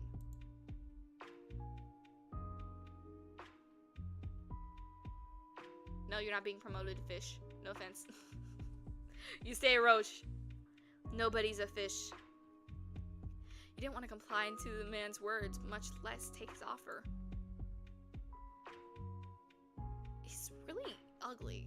I don't know, he's not ugly. He's clearly, apparently he's described as very attractive, but he's annoying. You might think he might throw yourself another form of debt for letting him fund you over to go to the city. Where did Kim Doshka go? Kim Doshka hasn't been going to Screams recently. Can't wait to see him revealed. He seems really cool. Yeah, I agree. The pink hair. Is he or she dead in the shed? Hopefully not. There's something about this man that screams dangerous. But you're too desperate not to lose your home. Your only home. Tick-tock, sweet thing. I haven't got all day. The tall man's gaze still fixed on you, whether for your answer. Come on, just say accept. Yes, we did. Recall the dream that you had this morning. It felt as if it happened yesterday. Despite the events that happened nearly 4 years ago, you're still being haunted by the deal the tall man offered you. Doksha might be dead in the shed. Oh no. I don't want to see that. Hugo offers the way your face hardened, the way that your eyebrows arched, the drop of sweat amidst the cool autumn wind. Mr. Z not bulletproof? There, he understood. Let me guess, it's something you can't avoid? Honestly, I don't know. My father never really disclosed to me why we were in debt. But I was so desperate not to lose my only home. I needed to make it up to the higher class. I need to make it up to the higher class no matter what. 3 jobs isn't cutting it the way I want it to be. I'm running out of time.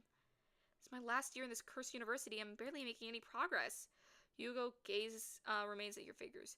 Realize you haven't answered his question yet. My father owns a farm in the south. Finally speaks, making Hugo perk up his eyebrows in curiosity. What kind of farm does your family have? Oh well, we have a wheat field, and we tend to animals such as cows and horses. Horses? Bet Soul's gonna love that place. That sounds nice. I'd love to be out of the city once in a while. Give him a small smile. Yeah, that might be some might say it's boring, but it's not. You get to pet horses and cows. Well, you should really invite me, or even Soul over then, if ever. That got censored? Oh, nah, bro. What did they censor you for? Oh, my goodness. Censorship so bad. I couldn't see it. I'm so sorry. It's because I said shot, isn't it? Having you give me a tour there would be a great chance to change the scenery. But that means you're a long way from home. Don't you miss it? A little bit.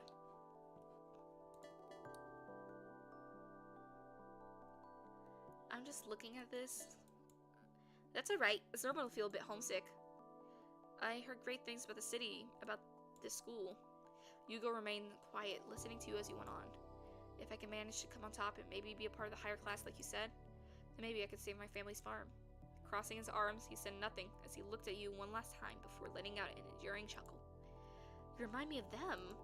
Like them? Ah! Who's them? Stop. Hugo. You can't be falling for us. I'm rambling. Don't mind me. Who is them? Having caught a red hand, and he waves his hand around in slight panic, his face now red as a cherry. You tilt your head in confusion. Just then, you felt the presence behind you. Turning around, you were met with a Hugo soul. Shorter male, however, didn't mind. Probably used to it. It's almost time. It's almost time. We should head back. Alright. Without nothing else to do, the three of you left the rooftop. You take one step down, looking at the already conversed with Soul and Hugo, when suddenly you lose your footing. Anzu! Did we just fall down the steps? Whoa, are you alright, Anzu? Yeah, thank you, Soul. Eyes wide in shock, you hold onto Soul's arm tight, his other arm wrapped around your waist as he pulls you close to his chest. You feel— why are we to his chest? You can feel both of your heartbeats run. My nose, sorry. Pulling away, you steady for your footing, observing the stairs, causing it how weirdly formed it is. Be careful next time. Sheesh, this school and that architecture. One of the bad flaws here. That's why it's forbidden to go up here. That's why it's forbidden to go up here. We're troublemakers, though. Hugo let out a cocky grin and went down the stairs with much ease, as if it was nothing to him. What a menace. Turning to Soul, you grab onto his shoulder. He didn't mind as you used him as a guide, and descending down the stairs. The school bell rang through the hallway, signaling to the start of the next classes. Hugo lets out a groan. I don't want to go to class. I hate my history teacher as much as my coach in archery. Why don't you skip it then? Hugo's eyes popped open, and a bright light bulb appearing on his head and lighting. Soul is exactly what this look means. Don't tell me you're actually going to— I'm going to skip class! How about it? At the school. If they're going to treat us badly, then let us be the bad guys. I thought we were trying to be on the top society. Come on. The mischievous look makes its way to Hugo's face. So already knew from that look mean, sighing that he did so. He looks at you, waiting for your response to Hugo's offer. The thought of skipping is quite the gamble. Your next class is with Crow in art history. But then again, your teacher will probably be the boring same introduction. Missing one wouldn't hurt, right? Bro, you're paying— exactly! I don't get people who skip college classes. Look. I understand if you're sick or something, right? But you're paying to be there. Come on. Okay, we're here for Full Soul ending. We're here for the Full Soul ending, so no Crow. I'm so sorry, Crow. I love you, but we're here for Soul today. Hugo let out a small cheer and gives you a thumbs up. Soul gives you a cheeky smile of his own. But how do we do that, though? Obviously, we can't go through the entrance. It's closed and guarded. I know a way. Without wasting any more time, Soul leads the way, going through the back side of the school near the gardens. The edges, of course, were barricaded by a tall iron fence. Soul finds a bush and pushes it aside, revealing a gaping hole. Well, that's quite convenient. Did you make it, Soul? He did. I did. Hugo went ahead first through the hole. Soul waits for you first before following right after. The three of you went past a few bushes and scrubs, leaving the falling. Are we about to actually go to the shed? Leaves falling and passing them. The red and orange leaves scattering around, so making its way to your uniform before eventually made it out and met with pavement. Oh, never mind. We're in the city. So, where do we go? Wait a second. I recognize his background. Is this Catch a Life? Oh my goodness. Catch a Life background, beloved. Hugo thought for a moment, looking around before pulling out his phone. Suddenly, he let out a gasp, scrolling through his phone faster and gripping Soul's shoulder, earning him a hiss from the taller male. Guys, it's Gacha Life! Maybe, I don't know. It's definitely Gacha Life. Oh my goodness. Sherlock Holmes is out? My ears. Oh yeah, it's a detective movie I kept seeing on television. It might be. No, it's not a might. This is a definite. Look at this. You see this floor right here? It's giving, boy versus girl rap battle. No, boy versus girl sing off. Gacha Life in 4K. I thought it won't come out until next week. Did I see the date wrong? With that, Yugo started sprinting, leaving you and Soul behind. For the love of... Soul placed his hand on his hips before walking to where Yugo ran off as he followed. Yugo kept tapping away at his phone. His shoulders went slump. What's this? Guess he did get the date wrong. Shoving his phone back in his pocket, he turned to you and Soul. He clasped his hands together and pulled the biggest puppy eyes you've ever seen.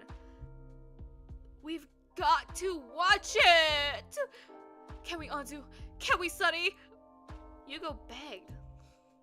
You can go ahead and watch the movie. I'm going to the arcade while you're at it. Yugo pouted. His eyes went half-lidded, and the sparkle in his eyes was gone. But it's more fun when you're around. I know you like those crime videos you watch from all the time. Please! Soul, however, based off his reaction, isn't in the mood. Yugo gives up and turns to you. How about you, Anzu? Would you like to watch the movie with me? The ticket and food is on me, of course. We're trying to go...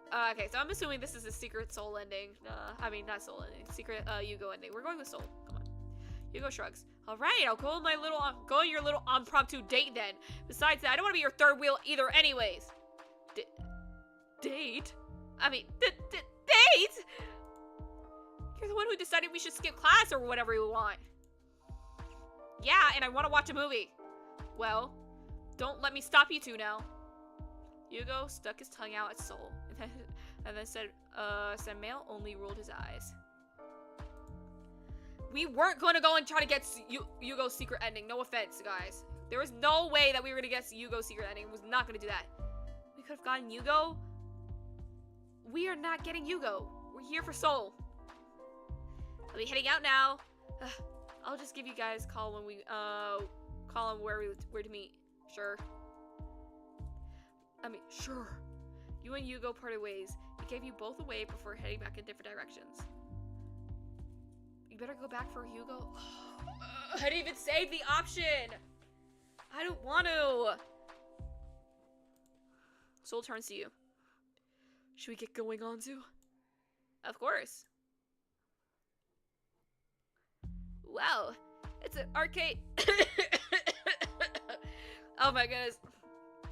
Yugo tried to assassinate me again. The flashing neon lights of the arcade exterior lights our way, the sound of each arcade machine reaching your ears. I've never been here before. Is this place new? Not really. It's just hidden with... Not really. It's just hidden within the city. I mean, I see. Do you guys get out a lot, Soul? You seem to know places. I know places, cause I got my butt dragged by Yugo. Is that so? We're here for baddies, and Yugo's batter. Oh my days. Both you and Limity, shut up. We're here for Soul. There were tokens. So, which one are we going after first? Wow, so you came prepared. As always. Come on. Soul holds out his hand for you and he accepted. His hand, he held it tight with a light squeeze as you roamed through the arcade. You and Soul went and played multiple arcade games. Some of you win, and some of he does. But you often get the feeling he let you win for the sake of you winning. Come on, Soul, this is like the 5th time in a row I won. Ain't no way you're this bad. Maybe you're just that damn good, Anzu.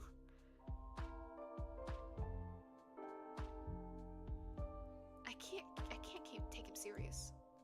You flatter me. Just as you're about to insert another coin, however, you realize that you ran out of tokens. So take notice of this, of course, and gave some of his to you. I'll go to the counter and grab a few more tokens. You don't mind staying here a fair bit, right? Yeah, I don't mind. Oh, yeah. How much should I pay you for the tokens? It's on me. Don't worry about it. Wait here. I feel like that Crow's gonna find us here, and he's gonna be like, "Where? Why the hell are you here? You should be at school right now."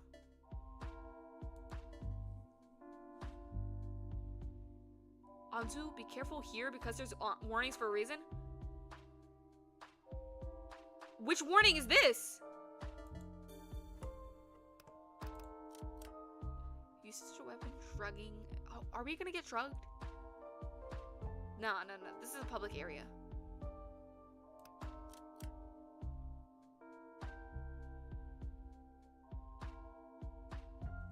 Anzu, we'll find the algae you're sticking and do something to you. No!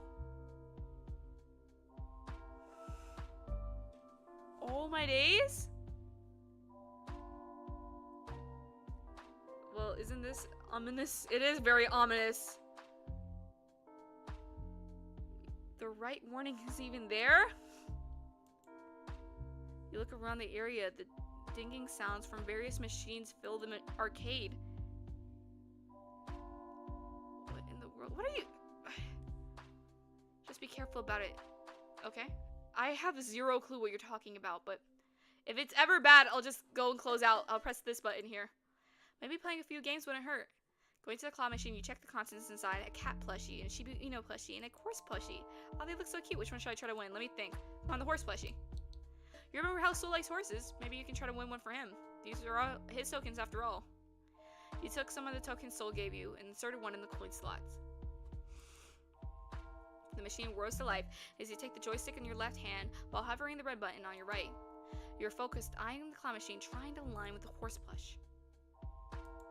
The claw machine takes hold of the plush. Your eyes widen as you cross your fingers, hoping it catches it. But you're interrupted by the sudden smack.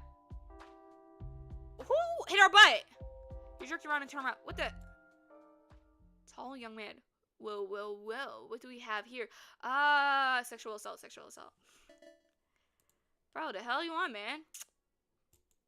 Bro. You look off like those typically spoiled rich kids you see in movies. His hair a little tousled. Can we beat him up? Me? No! Not in that free game. His hair tousled to men used to his bodyguards beside him. He reeks the tobacco, making you gag. You said nothing, but tried to move away from his. But you were stopped by another tall figure. You were guessing it was his, with his a-hole. No. Told you I would find you? Xanon, you need to calm down. Tisk. Oh, my back aches. Crack.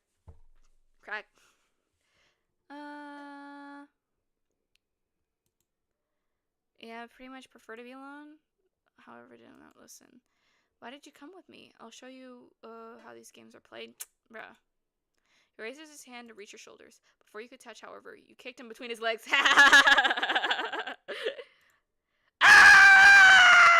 He doubles down, clenching his lower region, a groan escaping his lips. His goons were taken aback and rushed to help him. Now's my chance! Don't let them get away!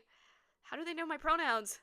Multiple heavy footsteps were coming towards you after you ran. You turned every corner you could, trying to make them lose you. But 3 against 1 is not a good match. Where? I want to go back to kiss him.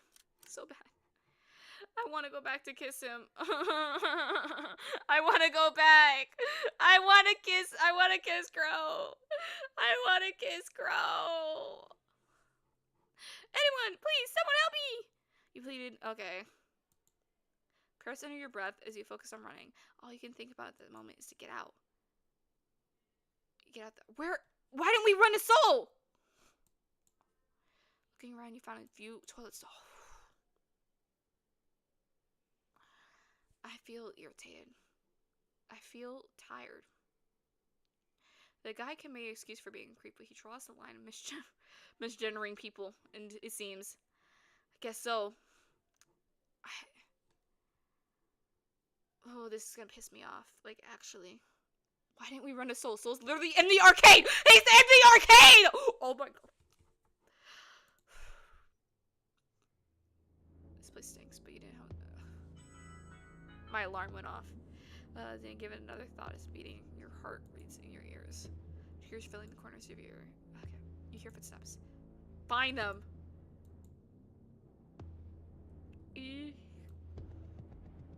Sure.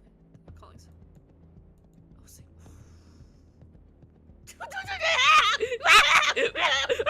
I can't believe. Don't crash out. Don't crash out. It's fine. It's fine. It's fine. Totally.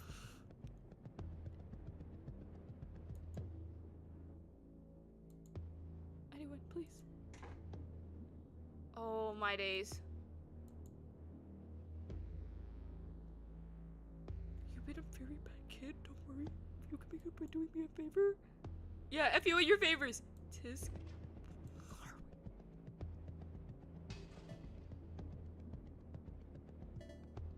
Oh my days. Oh my days. Oh my days. Oh my days. Oh my days. Oh my days.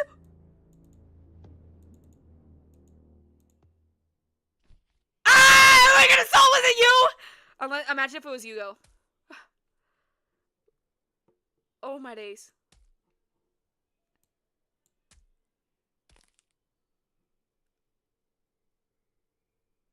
No plap, no plap, no plap, no plap.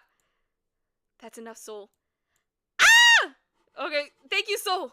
Not yet.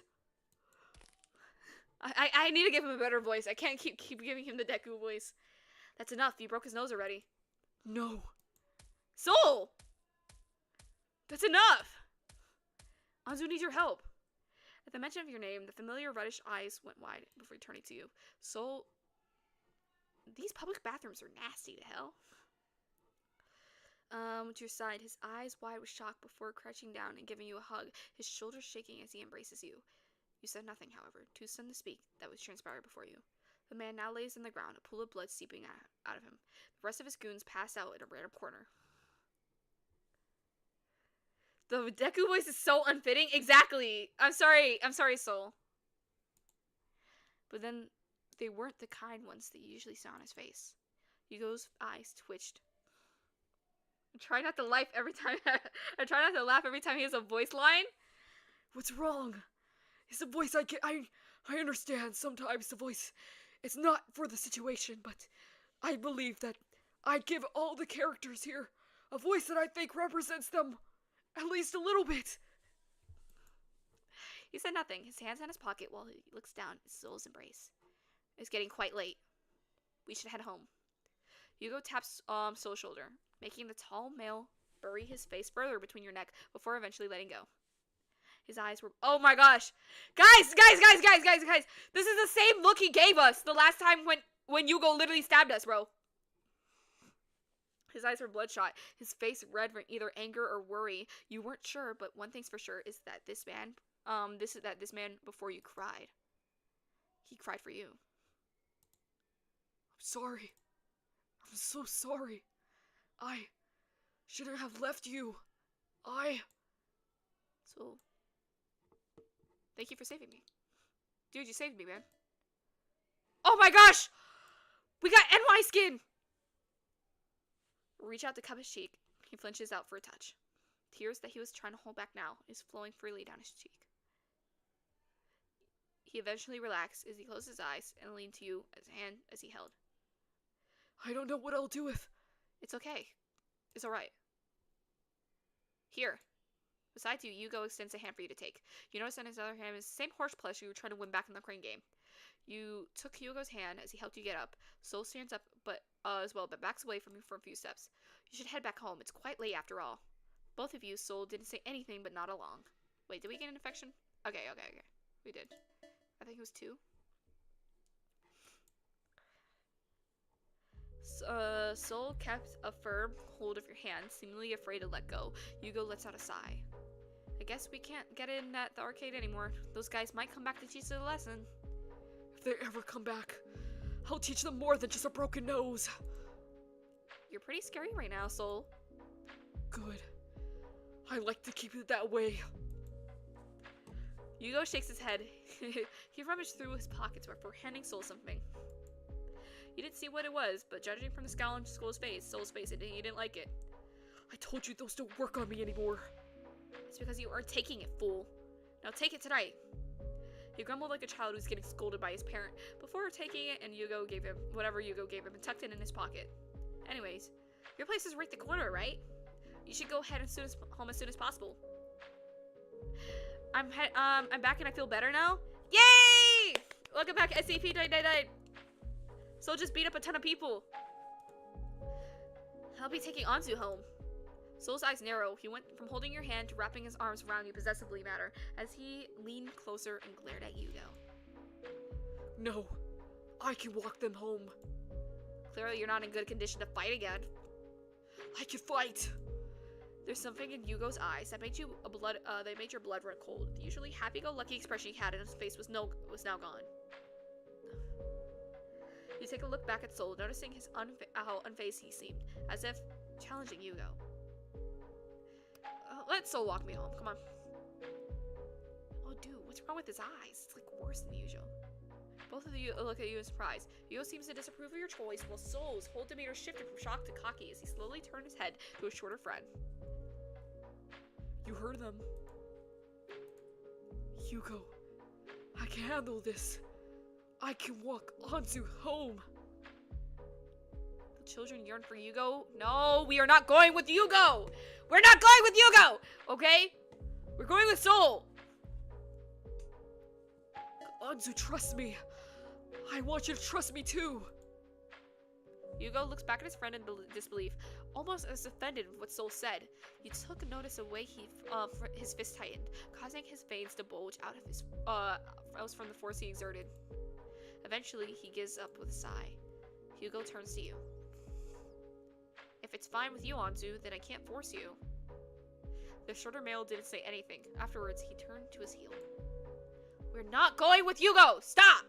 Guys, we're not going with Yugo! We're going Soul, okay?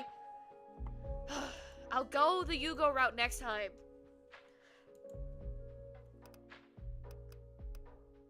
Is he always like that? We're not doing Yugo! Rubbing the redness from his eyes, he turns to you. Like what? Like, really bossy? Especially towards you. Why that voice for Soul? Why not that voice for Soul? I think it matches him very well. I thought he's the happy-go-lucky type. Guess you can't judge a book by its cover. Soul didn't say anything. His gaze lingered on the now empty path where Yugo had headed. He takes your hand and wraps a finger around yours with a smile on his face. He looks happy. What's the matter? Is that you're here with me right now. Shall we get going? Wait, how did they know where I lived? Please excuse the place condition right now. I didn't expect a visitor to come this evening. How did they know where I lived beforehand? You said with a bit of a chuckle, rubbing the back of your head as you welcome Soul inside your apartment. I don't mind. Soul eventually takes a step into your apartment, but did not go any steps further and remained at the door. Soul's figure was a bit stiff as he lingered at the entrance. But you need some convincing that it's alright to come in? Taking hold of Soul's hand, you lead him into the living room and made him sit in the couch. Upon sitting on the seat, Soul placed his horse plush you won for him on the table beside him. The whole demeanor, however, still remained rigid. You don't need to be that stiff, Soul. Just make yourself at home. Sorry. I'm just not used to being at other people's spaces, much less their homes. Really? Not even Yugo's? Soul just shakes his head, even beginning the Potter. Do Yugo or 5 million will drain from the sea? Oh my days. We'll be doing Yugo later! Ugh, we'll do Yugo later. I promise I'll go walk with Yugo later and all that, whatever. You know what? I'll go save it right now because it would be so much easier. Okay. I promise I'll go back all the way back for Yugo later. You know what? See, I'll go all the way back for Yugo later. Don't even worry about it. Did I say I'm at 5 quad? Oh my days. You guys really love Yugo that much? My goodness. Okay. You know what? Wait. Load. We're gonna be... Save. Let me go all the way back. We're going all the way back to, Oh, nah. It already saved there. Okay, I couldn't go back. I tried to go back. Gonna... don't worry, I'll go do another round later. I promise. Man, Hugo's wanted that much.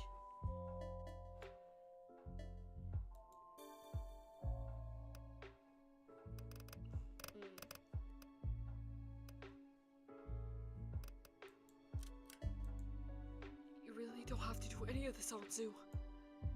You tutted. Placing your fingers on his my house, my rules. Wait. I don't want to quit. Main menu. Start. Okay. Okay. Yes.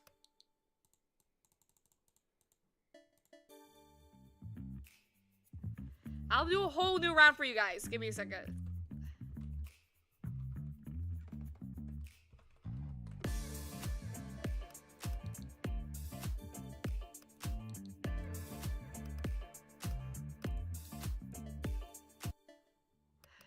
Go with the yeah, we're gonna do the same exact thing that we did last time.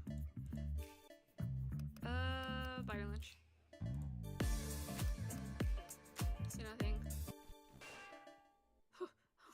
The sound of it.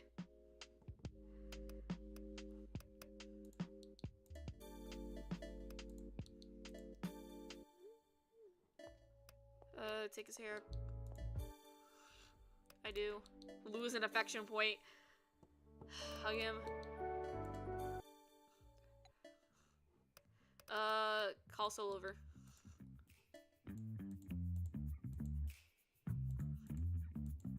Okay, yeah, this is the right one. Join Soul and Hugo. Sit beside Hugo. Hugo greets you with a smile. Soul gave you a small glare, and the male just feigns ignorance to the presence. You point to the box nestled in Soul's hand. Okay. That one... No, I haven't actually... I accidentally pressed the wrong one. Whatever. Oh yeah, it's a new thing.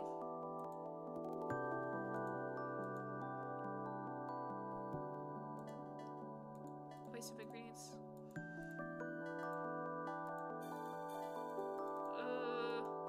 Anzu the goat.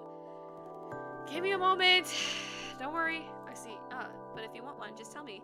We're willing to make it to your liking. Oh, that's a good deal. Think about it. You made this? Yes. Something the matter? It's not to your liking. I can bake you I'll give you my sandwiches. No, there's nothing wrong with it. So stop running. I just never thought you were the type to make this food art. It's really amazing. Thanks.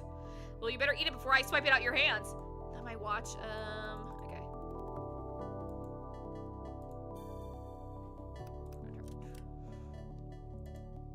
Actually, wait. I'm gonna go back because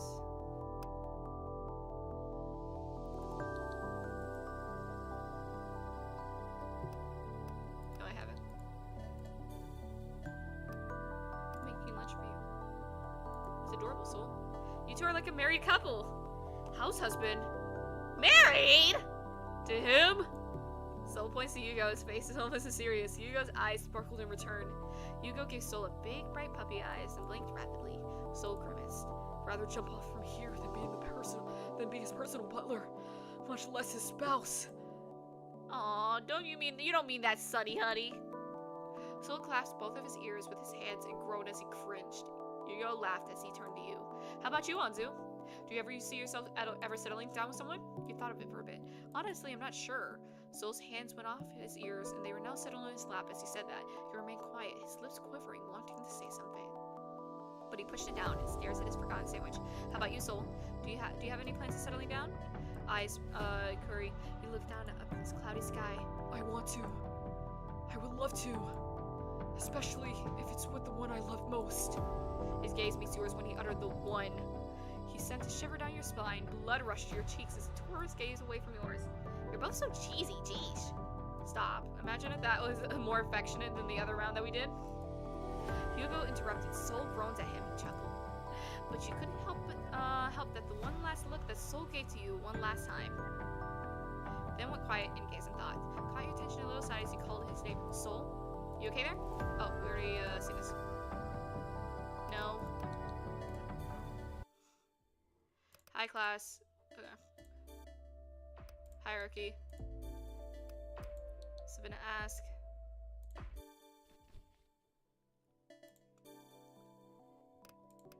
A little bit. F it, we skip. We're gonna watch the movie. Hugo gives you a bright smile. Heck yeah, I knew you were a trooper, Anzu! Come on, let's go grab some tickets and snacks. Do you want popcorn or something?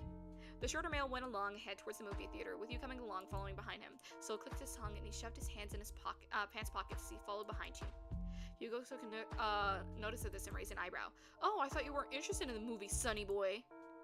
Maybe you're right. It does look interesting. Stop making excuses. Oh, Let's go. Sol takes hand of his wrist and drags you away from Hugo in the movie theater. What? Hey! Come on back here, I'm talking to you! Okay, Sol turn around and give you a ticket to you. His fingers brushed. Oh, we're gonna go to the bathroom and then it's gonna be the same thing. I thought the tickets were for you, Hugo. It is, but guess it's on Sol now. Not that I'm complaining for anything, but this is supposed to be my treat. Well, food is still on me. Wait, right there.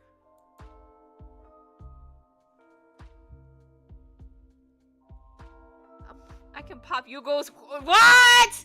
I can pop Hugo's popcorn if you want. Oh, nah, bro. Nah, bro. What type of freaks? Oh, bro. You guys are on something. Hugo is not that fine. He's cute. He's not that fine. You walk towards now, showing pictures, examining the poster. Sherlock Holmes, huh? He goes into detective movies. Turns to you. Sol placed a hand on your hips, and they check the poster next to you. You could say he is. He inspires to be one. It's quite charming of him. And Sherlock Holmes is his inspiration? It's just one of them. I see. How about you, Sol? What's your favorite genre? Sol raises his eyebrows at you, and he placed a finger on his chin as he looked up, staring at the ceiling. I like supernatural horror and thriller, along with the tales of the Headless Horseman and the original fairy tales by the Brother Grimm. Those all sound so gruesome. I bet you feel weirded out by it. What? What do you mean I enjoy those two? Really now? Of course I do. I think they're very interesting and I love the thrill they give. Sol stares at you in awe. A smile breaks on his face. Then we could watch one together. Hey, I'm back! Hugo's face familiar voice was heard. You turned around and saw him walking towards the both of you. 2 large bags full of popcorn in each arm and a large cup being held. Brothers Grimm mentioned? Oh my goodness! 13 wishes? I say that. I know who the Brothers Grimm is, I promise. You said taking for one of the bags from Hugo, and you're thanking for himself. Huh, I've got the snacks! Hope you like the popcorn, Anzu! He then turns to Sol. Come on, let's get in here before the movie starts. Sol nods in interest in the movie theater. Hands out the 3 tickets before you guys can enter. This is it. This is the piece that you want me to believe is the ultimate evidence for this case of the fact. You were halfway through the movie and the popcorn halfway finished when a blue-haired male on your left gazed transfixed on the large screen before you. Hugo during the beginning of the film was actually really giddy, but how he was silent, seemingly engrossed with the scene happening in the movie. His hands goes autopilot as he munches on a piece of popcorn. To your right, Sol surprisingly was too engrossed with the movie before him. You needed to piss. Oh, okay, yeah, so that's what's gonna happen. Okay, Mother Nature calls. You need something? I need to go get the comfort room. Would you like me to accompany you? No, it's fine. It's just a movie. It's not just a movie. It's never just a movie. Jeez, it wasn't getting interesting too. I really just go ask Hugo what happened when I was gone. I'll be back. It's never just a movie. What? I don't know what you're talking about. How many times I have to tell you? Who's getting bullied in these bathrooms? Ah! Your eyes widen as the breathing stop. What? Near a stall. What's going on? A fight? Cinema of all places? You don't want to get involved in. Just tell us who the traitor, the coup it's with, and I'll let you on. Again! I have no idea what you're talking about! Just, because I have no choice. Oh my gosh, we just heard someone get murdered! Oh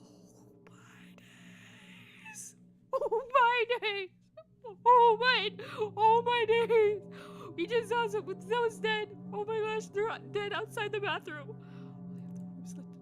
Please, I don't know. I swear. I'll give you one last chance, buddy. Your breathing is getting shorter and heavier. He's in here. Oh my days! He just sold us out. We don't even know was. He's in here. I swear. Just look around. He's bound to find him here. Please don't kill me.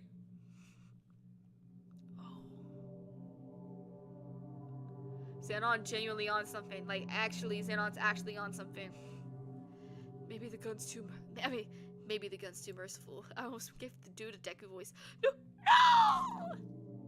Your nose caught something. It stinks. Water it. You felt something wet hit the tip of your shoes. You looked down and your eyes widened. Oh my days. Someone got murdered in this freaking bathroom.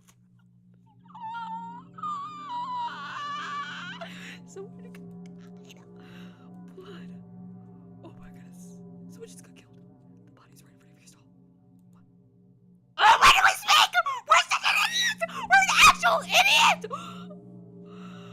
Oh my gosh. Oh my gosh, we're actually an idiot! We're a real idiot! There's someone there. No! And I can't even reach you guys anymore because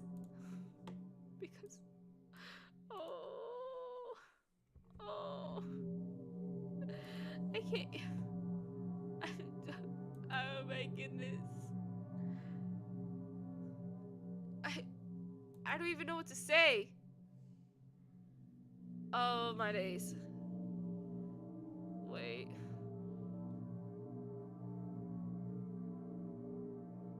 I can't even go view my stuff. Let me view it.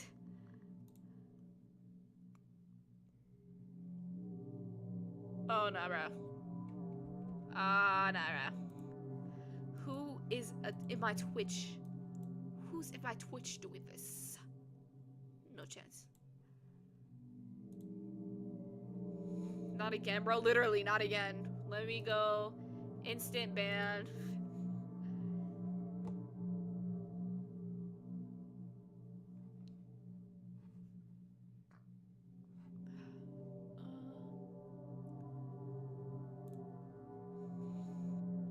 Mod, can we report that guy?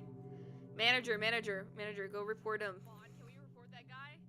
Ah, you guys can hear me! No! You guys weren't supposed to hear that.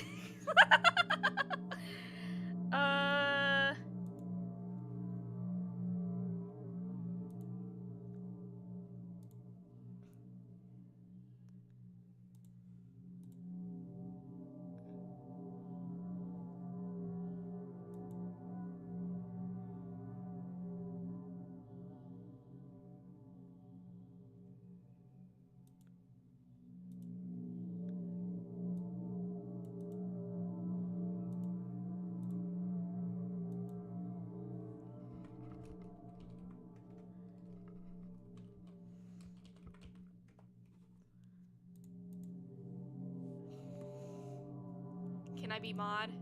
Fana. Nobody's mod besides my manager and me. No offense. It doesn't matter who you are. I just don't trust anyone besides me and my manager. Can I also be mod? Me and Xenon are OGs? I do not care. I do not care how far of an OG you are. I'm so sorry. I do not. Wait, how did we get to femboy cults? I promise I'll put it to good use and not start femboy cults. I gotta go, lift heavy stuff. Bye-bye, everybody. Bye-bye, SCP-99 Brews. But yeah, I don't trust anybody besides my manager and I. So no, I'm sorry. I don't do. Oh, my days.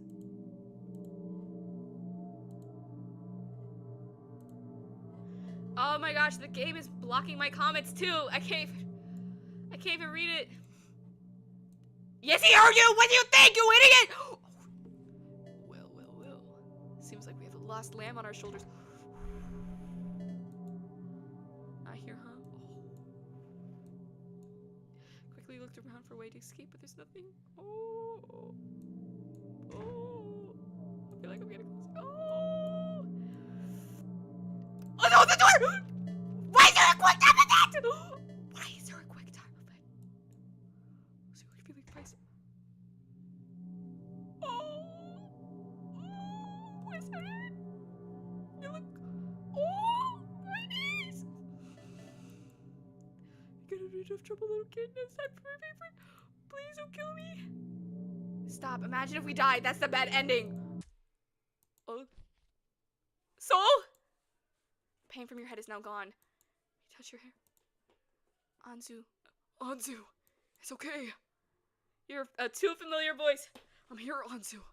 It's all right. Oh my days, bro.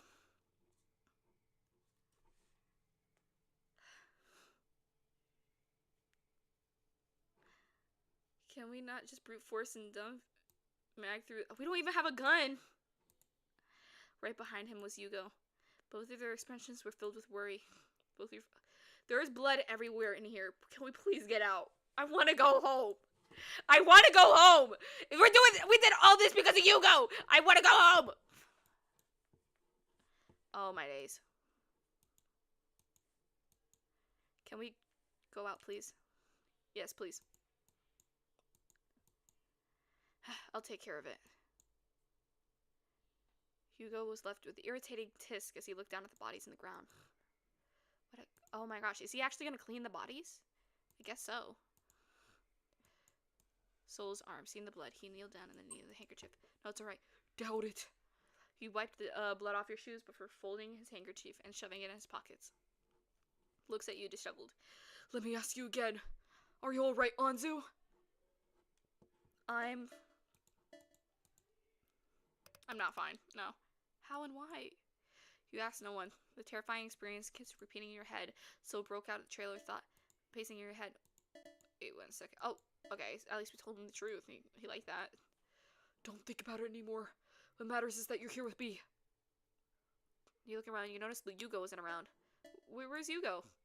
He's got it covered. I mean, he's got it covered. You don't have to worry about him. How about I walk you home? Huh? You know, to keep you safe. I'll keep you company. I'll keep you safe. Do you trust me? I trust you. Then let me take care of you. Oh my days. Okay, so either way, we're really gonna walk with him. You felt safe. Safe with someone. Safe with Soul. Okay. Soul's hands was wrapped around yours. He's still warm. Okay. Guys, okay. Whatever. You know what? Wait, let me go save this. I think I'm gonna cut it here for now, maybe. I think I'm gonna, cause, I wanna go eat more. Yeah. So here, before wait, let's go to the room.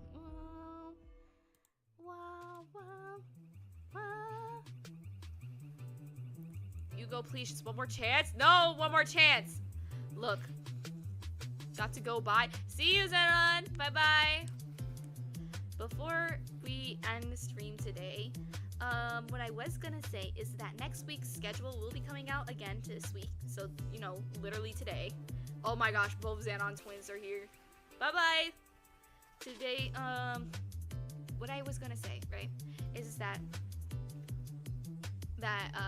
the schedule will come out today, and that I'm still planning a lot of the stuff that we'll be doing for my birthday release, most likely. I mean, I already have a plan for the 200 YouTube and 100 Twitch, but that's, you know, that's something for another day when we're actually close to that amount. But I do have something for my birthday, and I don't mind actually revealing at least one of those things to you. And one of those things would be an Anzu wallpaper. I hope that you guys think it's interesting enough. I'm hoping to make 10 Anzu wallpapers, so there's lots of choices that you guys could choose from. Maybe there would be like a tag or something where you guys can just like tag me in it and be like, oh my gosh, yeah, this is my Anzu wallpaper. What do you guys think?